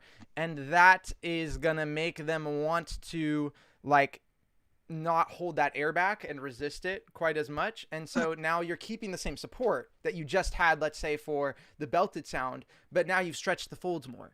So you either have to decrease the support energy, or you have to keep more of that twang, right? More of that narrowing above the vocal folds. So you've got choices, you do, but you have to like sort of tune in and be like, okay, how exactly do I get that vowel to sit? What I would do is I would slow that phrase down tremendously, and I would figure out probably doing down the octave. I tend to close my eyes when it hurts sometimes. So I would probably try to blend it together so that I minimize the consonant difference, so that I and figure out where do I have to align each vowel. I tend to close my eyes, right? So I'll be like, okay, something like that. Let me try it. Fuck my life. Why am I doing this? I tend to close my eyes when it hurts sometimes. I fall into your arms. I'll be safe So you see, I'm like trying to like really figure out and iron out, where does my voice need to go? Where's that vowel nuance need to be, right? So something like that. Just as a one last question. So when I alluded to it earlier, the tongue position will either encourage or inhibit the twang, because I thought twang was aryepiglottic, like sphincter action. Yeah, it is. It is. Okay. But there are certain tongue positions that seem to encourage it, Okay. and it makes sense. Well, this is not strictly a CVT thing, just to mention it, but there's a lady out there doing some research. Her name is Carrie Obert, and she believes that the main source of epilaryngeal narrowing, or the narrowing between the petiole, or at least the petiole tilting back, is actually the tongue root pushing the petiole backwards. So that would make sense to, it would at least help to raise the tongue and make it firm to get that narrowing in there. To basically use somewhat of a swallowing, like part of the swallowing mechanism, basically. Yes, but of course not all the way, because it will close completely. Right. Like you can go from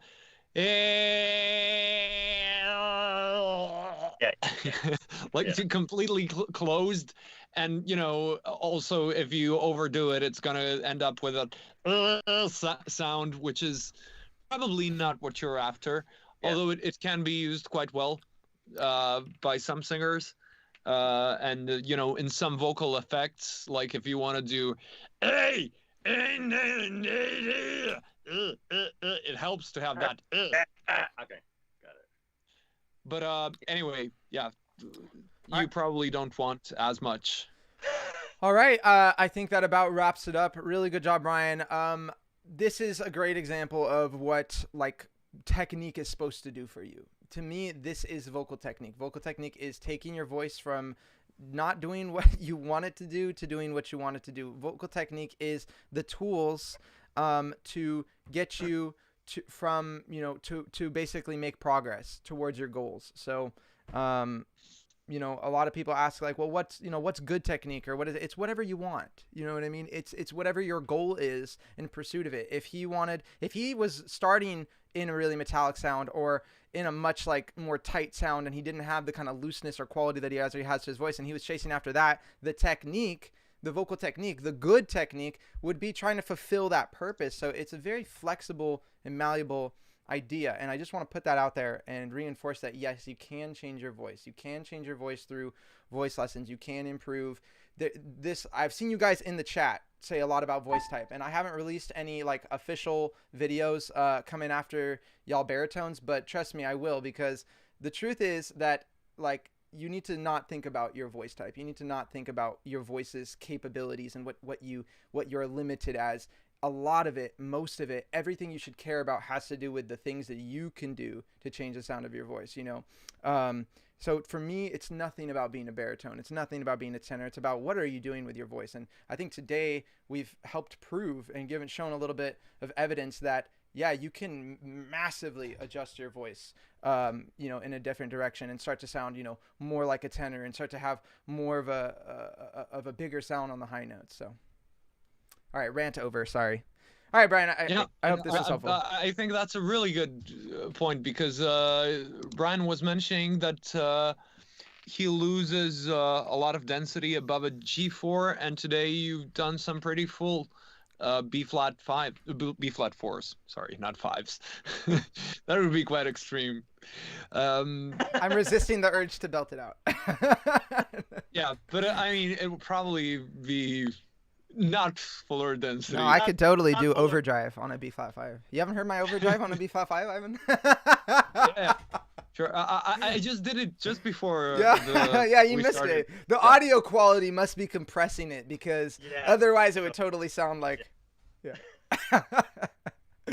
All right. Well, thanks, Brian. Do you have anything you wanna add, or? No. Well, I guess are you available afterwards? I kind of want to talk a little bit. I have a couple other questions, but they might be a little too long-winded. I will we gotta let Ivan go. Number one, poor guy. Okay. So yeah, stay on the call, and you and I can chat a little bit longer. And Ivan he'll be the one to leave this call. So everybody, please thank Ivan. Thank you so much, Ivan, for coming out, doing this for Thank free you. for you guys. Thank you. If you appreciated his his insight and his time, check him out. Check his music out. Ivan, plug some of your stuff right now. Tell them how awesome you are. Well, I mean, you can check out a lot of stuff on my channel, which I've commented with here. And I posted the link, but here it is again, to my studio, which is both recording studio and vocal coaching studio. I don't know why it doesn't make it into a link. Do you know, Greg, why when I post it in the chat, it's not a link? Because you're not me, I think I posted I'm not you. I Okay. posted your website. Did you want to post something else? The Facebook page for my studio. Send it to me in our PMs. It's in the chat, but yeah, sure, I can send it in the Skype chat as well. Okay, yeah. What chat is it in? Yeah, there we go. I got it. So let me just copy that and put it right there. Yeah, Ivan teaches lessons online. He does mixing work, like production work for. Oh, thank you. Now it's a link. Wow. There we go. I don't know how to give. So- Maybe I can give people permission, but I don't know how to do that. Listen, one step at a time with the technology. Anyway, I'd appreciate if you like the page, and it's quite new, and I haven't been doing as much social networking as I should have, but I think I might do some video stuff in the future and so on. And yeah, anyway, if you need vocal coaching or audio engineering for you can find me there. And you also teach guitar, right? Yeah, although I mostly teach guitar here in a school in Zagreb, and don't do so much online. Of course, it could be arranged. It's just hasn't been a focus for me lately. All right, cool. Make sure you guys check Ivan out. All right, awesome dude. I recommend for some voice lessons if you guys are interested from personal experience. So he's got that Greg stamp of approval. All right, thank you so much, Ivan, for coming out. I really appreciate it, and I'm sure I'll talk to you soon. Thank you for calling me. Yeah. No worries. We can do a more scripted one at one point. I'm always a bit, freak out a little bit when it's so free, and I'm like, I feel like we're ranting all the time. And I know, but I love it. I love ranting.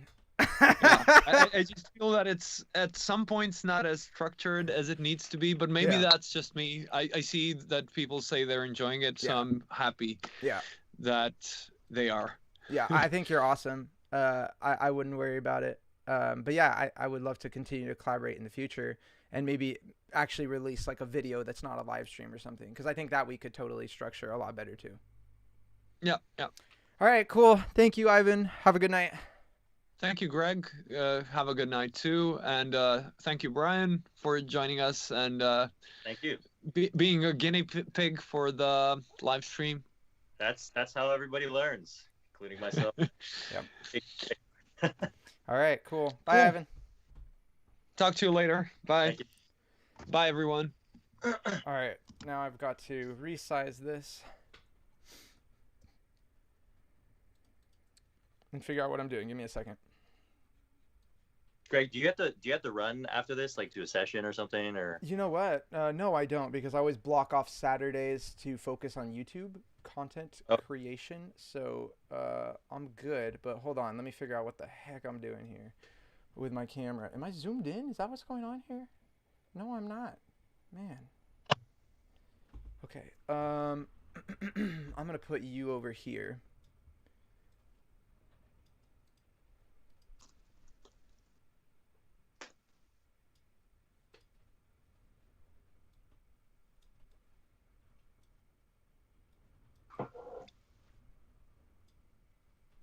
And me right there. I literally hopped out of bed. Like I sleep so late. You're- Really hopped out. I'm like unshaven. Like my hair's a mess. Like I was like, dude. I love it, man. I love the commitment. All right, hold on. I'm gonna piss myself. Hold on. Yeah.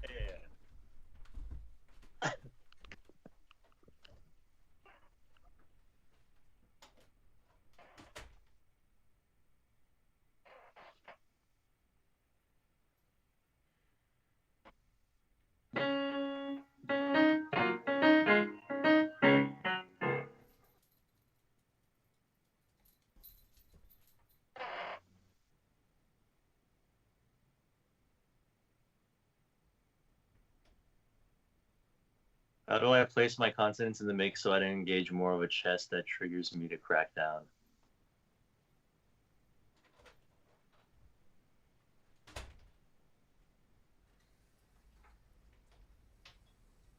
Yeah, Manly, I've had that problem before too with the hard, like the plosive consonants triggering too much chest. I would say the thing that helped me, as you could probably already hear in my own voice, was that I worked on developing kind of the more reduced version of things, and then putting the consonants on very gently, because yeah, I think the problem is if you already start, so the B's and G's and the harder consonants can tend to encourage a little bit more of that vocal fold involvement. And so if you're already kind of on the edge of maybe your like limit of where you are squeezing, then the B or G or D can kind of push you over the top and kind of get you to lock up a little extra. So I would work it maybe from the more flowy end of things, because B's and G's and D's are like technically airflow interrupters. And so you know, like if you take it to an extreme, it's like try to sustain on the letter B. It's like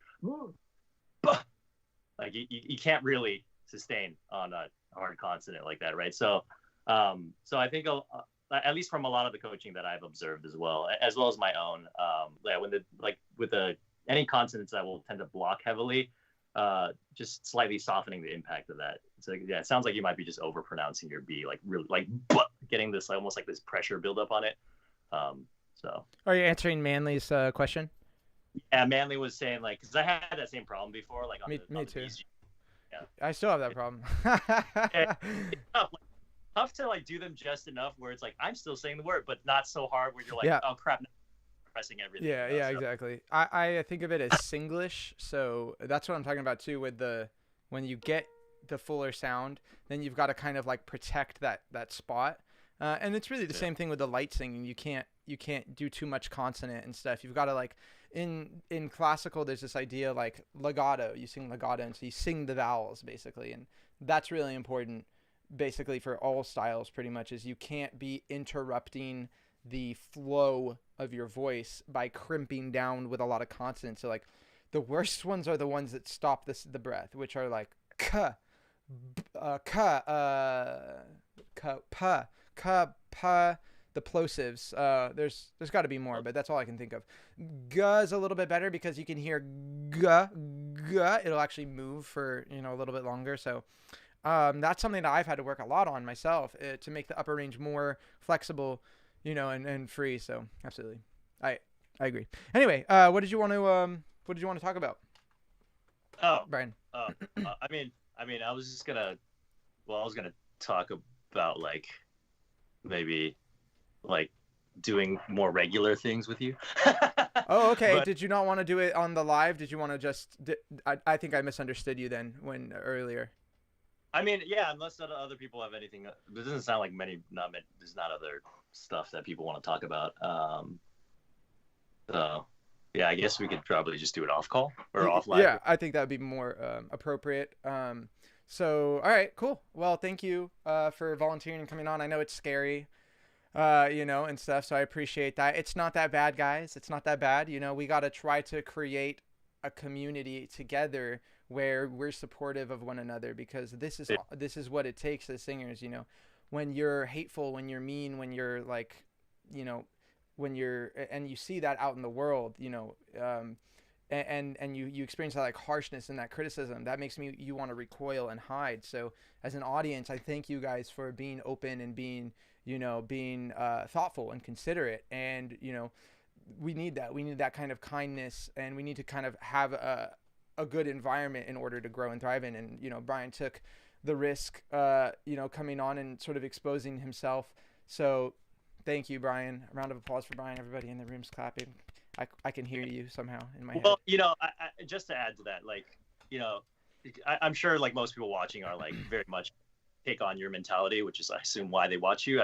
I mean, I guess there's always an angry guy in the crowd, but you know, I think, you know, just to put this out there in the universe of YouTube and in the universe in general, you know, everybody starts somewhere, right? Like I at one point like was like, right? It was just not good, right? And like you go back to, you know, I'm sure, you know, Greg, most people come here from your transformation videos. Everybody knows, like, everybody starts somewhere. And so if anybody ever comes from this, like a very like high and mighty kind of like, I know everything and like blah, blah, blah.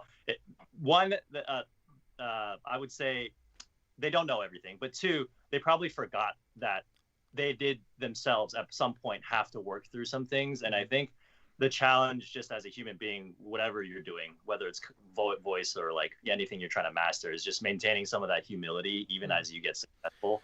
And Greg is clearly very successful with his voice. I'm getting there as well. But, you know, I think it's just maintaining that sense of like, we're always learning. And, you know, one of my old like mentors, you know, the best teachers remain teachable. So yeah, I think, absolutely. That's a very good philosophy. And I think too, what I'm getting at is like, not so much that when you become good, you're going to be bitter and that people like that are in the chat. I don't think there's a lot of that, but, or like when you become good, you become mean or callous or something. I actually think most of the successful people aren't like that. But I think that the people that are mean are the people that failed. And like when basically you got to look at it like people that are bullying you or like mistreating you. And even sometimes when that happens, when it comes out of you, because let's be honest, you know, we are flawed. And there's been times in my life where I behave in ways that I look back on that and I go, that was completely inappropriate. And I wish I hadn't have done that. That was wrong. And I've done that with singing. You know, I've done that with the way that I've treated other singers. I've made mistakes like that, you know, and we got to own those and try to move forward. And so I appreciate my audience for, you know, being respectful and trying to build, you know, that community. And that's really what I'm talking about is like, don't just give into that knee-jerk reaction, especially online on social media. It's so easy to act like a troll and just be like, that wasn't good. It's like, somebody's reading that and somebody is like experiencing pain from that. And there's this massive disconnect when you're behind a computer screen and you're writing and then you write something and it's like, the crazy thing is that as a singer, that shit's going to affect you, believe it or not. But if you are mean to people and you judge them really harshly like that, you're going to be thinking about that when you try to sing. And that's a good reason why you're afraid. And that's why people that like do that don't make any progress. That's why the haters suck. All right. Yeah. I didn't expect that to transcend into that kind of a topic. Yeah. But oh well. Yeah, a little bit of preaching at the end. All right, Brian. It was a pleasure. You take care. Cool. Yep. All right, you guys. I guess this was the stream for today. I'm going to wrap it up. I'm pretty tired. Got to actually eat breakfast, rest my voice. I've been sleeping like 5 hours a night. If any of y'all have some like freaking insomnia tips, please let me know because I've been dying. Like seriously, I've been sleeping like 5 hours a night and I have not been able to go to sleep. And then I have to wake up early. Oh wait, Brian's calling me. I don't know why Brian's calling me again. Don't call me Brian. I gotta remove the Skype. That's what I gotta do. Yeah. All right. Anyway, this is gonna be the wrapping up here. Any final questions, comments, anything y'all want to let me know? Y'all can do that right now.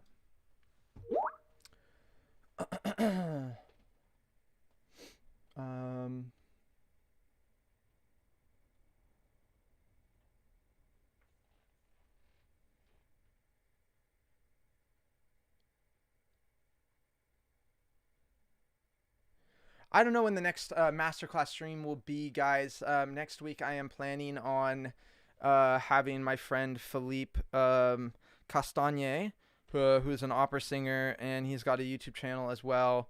uh, come onto the channel. I'm basically just trying to like share with you guys like good stuff, you know, talk about things with people, the people I've made connections with, the people that I've learned things from, the people that, you know, have helped me, the people that, you know, I think have good ideas, and just try to like highlight an emphasis on that sense of like community, like, you know, and try to like just build those connections so that y'all can see it's not just me. It's not just some random 23-year-old on the internet, you know, saying these ideas. Like, you know, trying to give a little bit of support in both directions.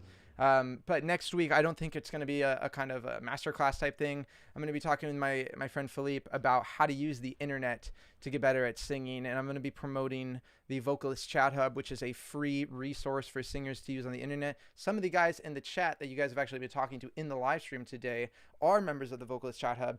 And it's basically a place where you get to connect with other singers and teachers, and where you get to talk about singing. I can't tell you how much of my progress actually came from working with other singers and making connections and friendships and just enjoying singing, you know. That I think is really what helps sustain me and motivate me to grow. Some people would be like, oh, you can't just do it like this, and I'd be like, no, I can't do that. And they'd be like, well, you try this, and I'd be like, all right, let me try it. And then sometimes it would work and sometimes it wouldn't work, you know, but you have fun in the process and you make connections, and I'm all about that. So next video is going to be, well, the next live stream anyway is going to be with my friend Philippe. And we're going to talk about the Vocalist Chat Hub and also some things you got to look out for when you're trying to use the internet to learn how to sing. You know what I mean? Because all of you guys are ultimately, unless you're just here because you love me, you're trying to use the internet to learn how to sing. So I want to talk about some guidelines, and he and I are going to share our experiences coming from two different perspectives. And hopefully you guys find that, you know, valuable. I think it's super valuable. And I love Philippe. Philippe is an awesome dude.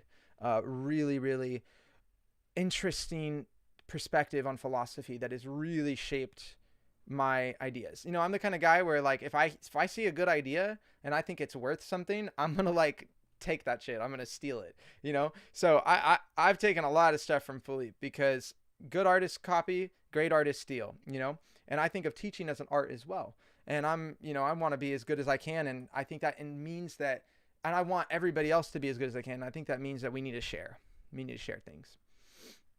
Anyway, that was my second rant today. But yeah, I do want to do more live streams, guys. I enjoy this. There's 34 of y'all. I want to, you know, build the community. Something you guys could do, you know, anything you guys can do to help me build my channel is helpful. Ideas, suggestions, like, hey, Greg, this video is trending right now. I think if you make like, you know, a video like related to this topic, it would make your channel do really well. You know, I have a lot of ideas and a lot of things that I'm planning on doing, and I don't know if you guys see my channel, but I changed my name. It's Gregory West now. That's my grandma's maiden name, actually. So it's in the family. And that's just because I want, you know, my name to be more memorable as my brand. Like, so I can say, hey, what's up? It's Gregory West. Welcome back to my channel. You know, rather than stumble over my own name. So anything y'all can recommend that I do, or share this video, you know, like this video, comment on my videos, whatever you can do, you know, within your means. If you have the ability to get voice lessons, getting a voice lesson from me helps me out, because that's how I make money. Because YouTube is not profitable for me right now, which I want it to go somewhere, but you know, voice lessons, or if, you know, you share this video and other people, you know, see it, and whatever y'all can do to help me, let's work together, basically, is what I'm trying to say. And I think you guys can be an active part of shaping this channel. Like, I don't know exactly what I'm going to do. I don't know if my singing is going to be, you know, really what takes it to the next level, or, you know, my covers, or if it's going to be, you know, tutorials, or what it is it's going to end up morphing into exactly. But I think you guys get to be a part of that. So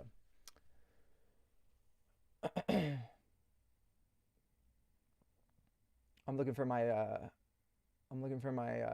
advice about sleeping now. Headspace meditation, it helps. I don't know, cause like I'm just feeling like I have things to do, I guess, and like I'm just like not tired, and like I'm working. That's what I feel like I'm doing. Like I'm working like late into the night, and when I go to lay down, I'm like, I don't even really have racing thoughts. I just close my eyes and I'm just kind of just chilling there, and I'm not able to sleep, and then I get up and I keep working, because like, what the heck else am I going to do? But maybe I should meditate. You don't have to go to church now, Brenton. Work out during the day so you can be knocked out at night. I don't want to work out, but that is a good idea. Exercise. Just go outside, walk a lot. Yeah, probably some type of cardio. Yeah, all right. No, I haven't been to the doctor, but open the window during the night. Oxygen helps you sleep. It's not that I'm having trouble staying asleep. I'm having trouble getting to sleep.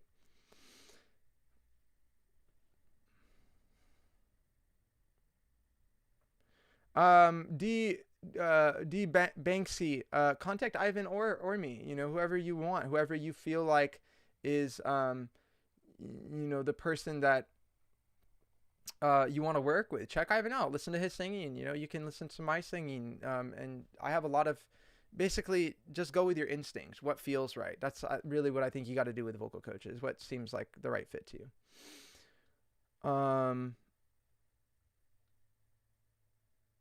Yeah, you're welcome. You're welcome, Swinton.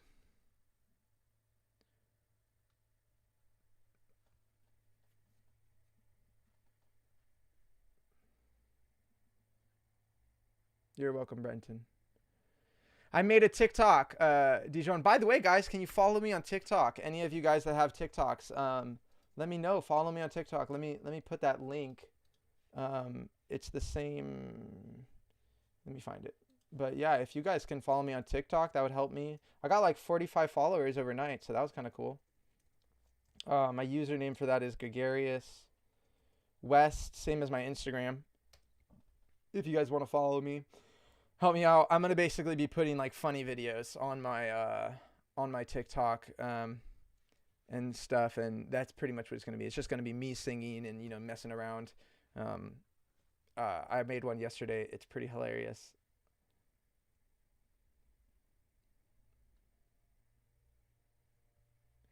Oh, the Vocalist Chat Hub. Let me drop a link if you guys want to join the Vocalist Chat Hub right now. Vocalist Chat Hub.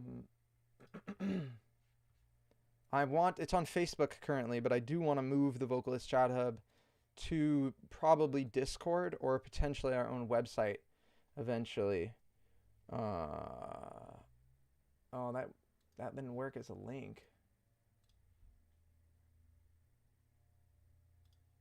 There we go. There we go. So y'all can join the Vocalist Chat Hub. Link is in the chat.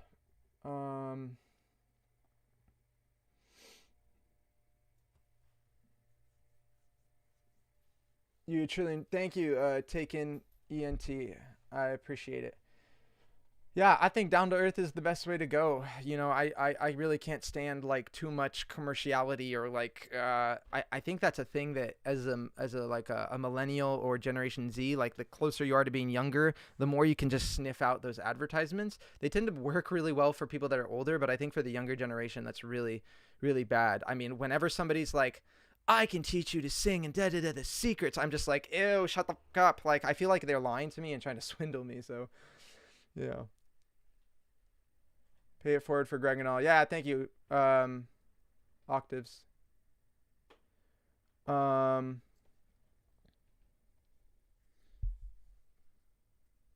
Thanks, Brian. Yeah, I'm gonna try to do that. Try to get the TikTok to work out. I think I'll use TikTok as, because I think I'm a funny guy. All right, I'm just gonna say it. I'm just gonna say that I think I'm funny. All right. I'm funny.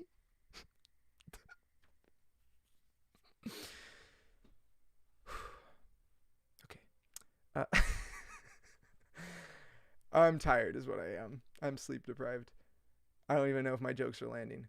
I want to do TikTok just to kind of sing and to have fun, and post humorous things and maybe kind of use it as a funnel for like, hey, voice lessons in my YouTube channel and stuff. So hopefully that's what works. I've tried melatonin, guys. The crazy thing is that when I take my melatonin pills, 10 milligrams of the delayed release one, like that's 10 milligrams, by the way. Like I usually do I would do 5 in the past, but these ones are 10 and I'm still not able to sleep. I just stay right awake through the melatonin. No, it's super dark at night, Brian. Super dark. And it's been cold as hell. It's been super cold.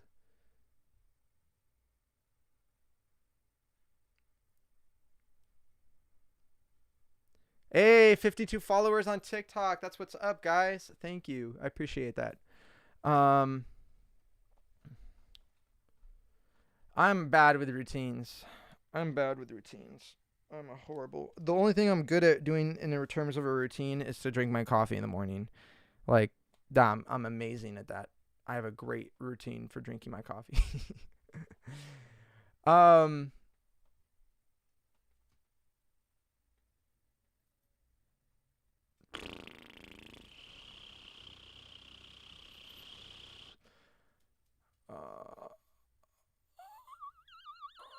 I am funny. Thank you guys for corroborating that. I hope you're not lying to me. I hope you guys are true.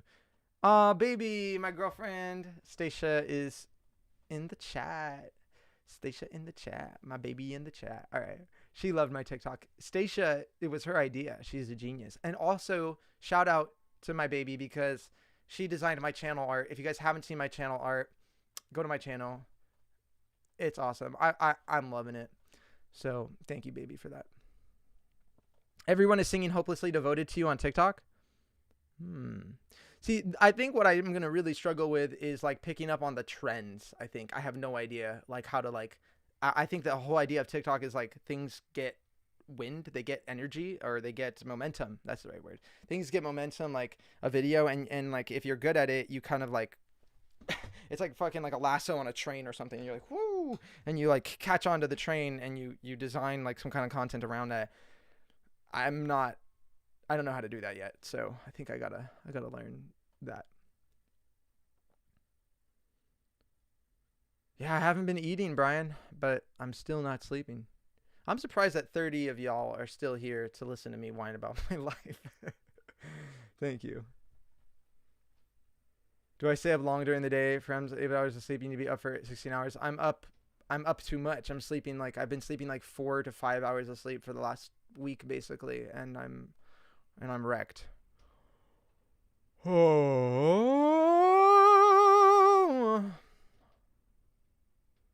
Check out sleep restriction.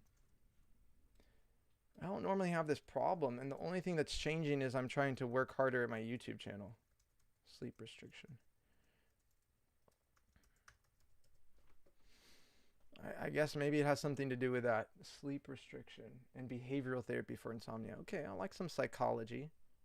All right, I'm going to check that out. I opened up that tab. Thanks, Sai.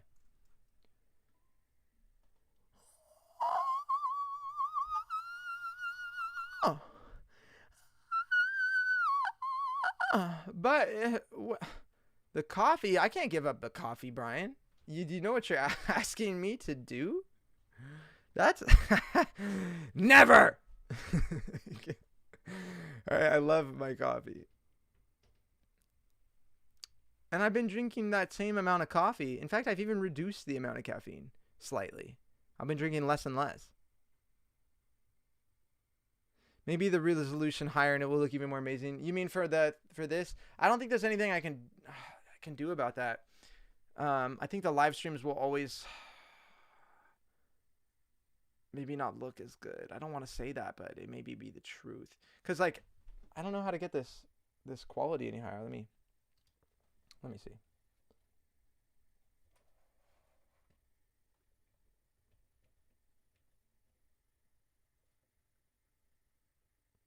It looks good on my computer, but then on the stream it doesn't look as good. And my bitrate is pretty high, I think. I don't know. I'll try to devote some more time into how I make my... Are you talking about my videos or my live stream? Yenti. The banner? Oh, you're talking about the banner. Oh, you're not talking about the live stream. Yeah, it's a little pixely, but it's okay. It's definitely such a massive improvement from what I had before. So I'm going to keep working at stuff, but, you know. But, yeah, if you have a working mindset when you're going to sleep, you must shift in a way or another. Create a habit with a sleeping routine or shift the mindset in another way. Maybe doing meditation. Yeah, maybe it is that. Maybe I'm just, like, so caught up working that I'm not relaxing. Because that is really the only thing that's changed. Relax before you go to sleep. Yeah, maybe...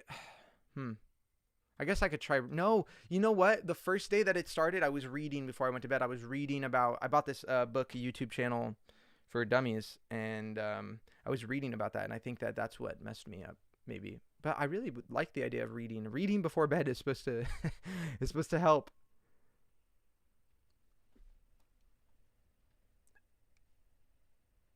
Hey Vlad, what's going on? Yeah, I'm gonna save the stream. I'm gonna save every stream, unless it goes horrendously or something.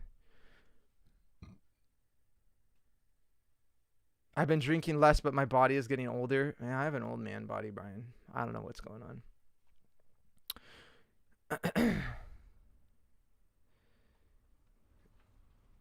Yeah. All right, guys. I think I'm gonna I think I'm gonna go. I'm tired. I appreciate you guys being here. I'm gonna be releasing my next video soon about vocal support and what that means, how you do it. A lot of stuff we talked about today. You know, basically just the general idea of you can blow out air and you can resist that air and you can adjust the kind of tension in your body, just kind of like laying out the foundation. 15-minute video. Try not to make them too long anymore. Yeah. So look out for that one coming out soon. All right, guys. This is adios. So thanks again, Brian, for coming on. I'll message you right now. Woo!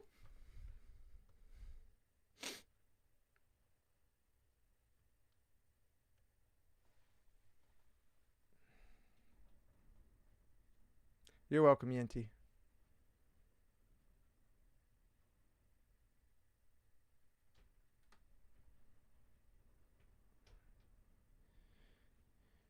All right, guys. Thanks for the advice. Take care. Bye.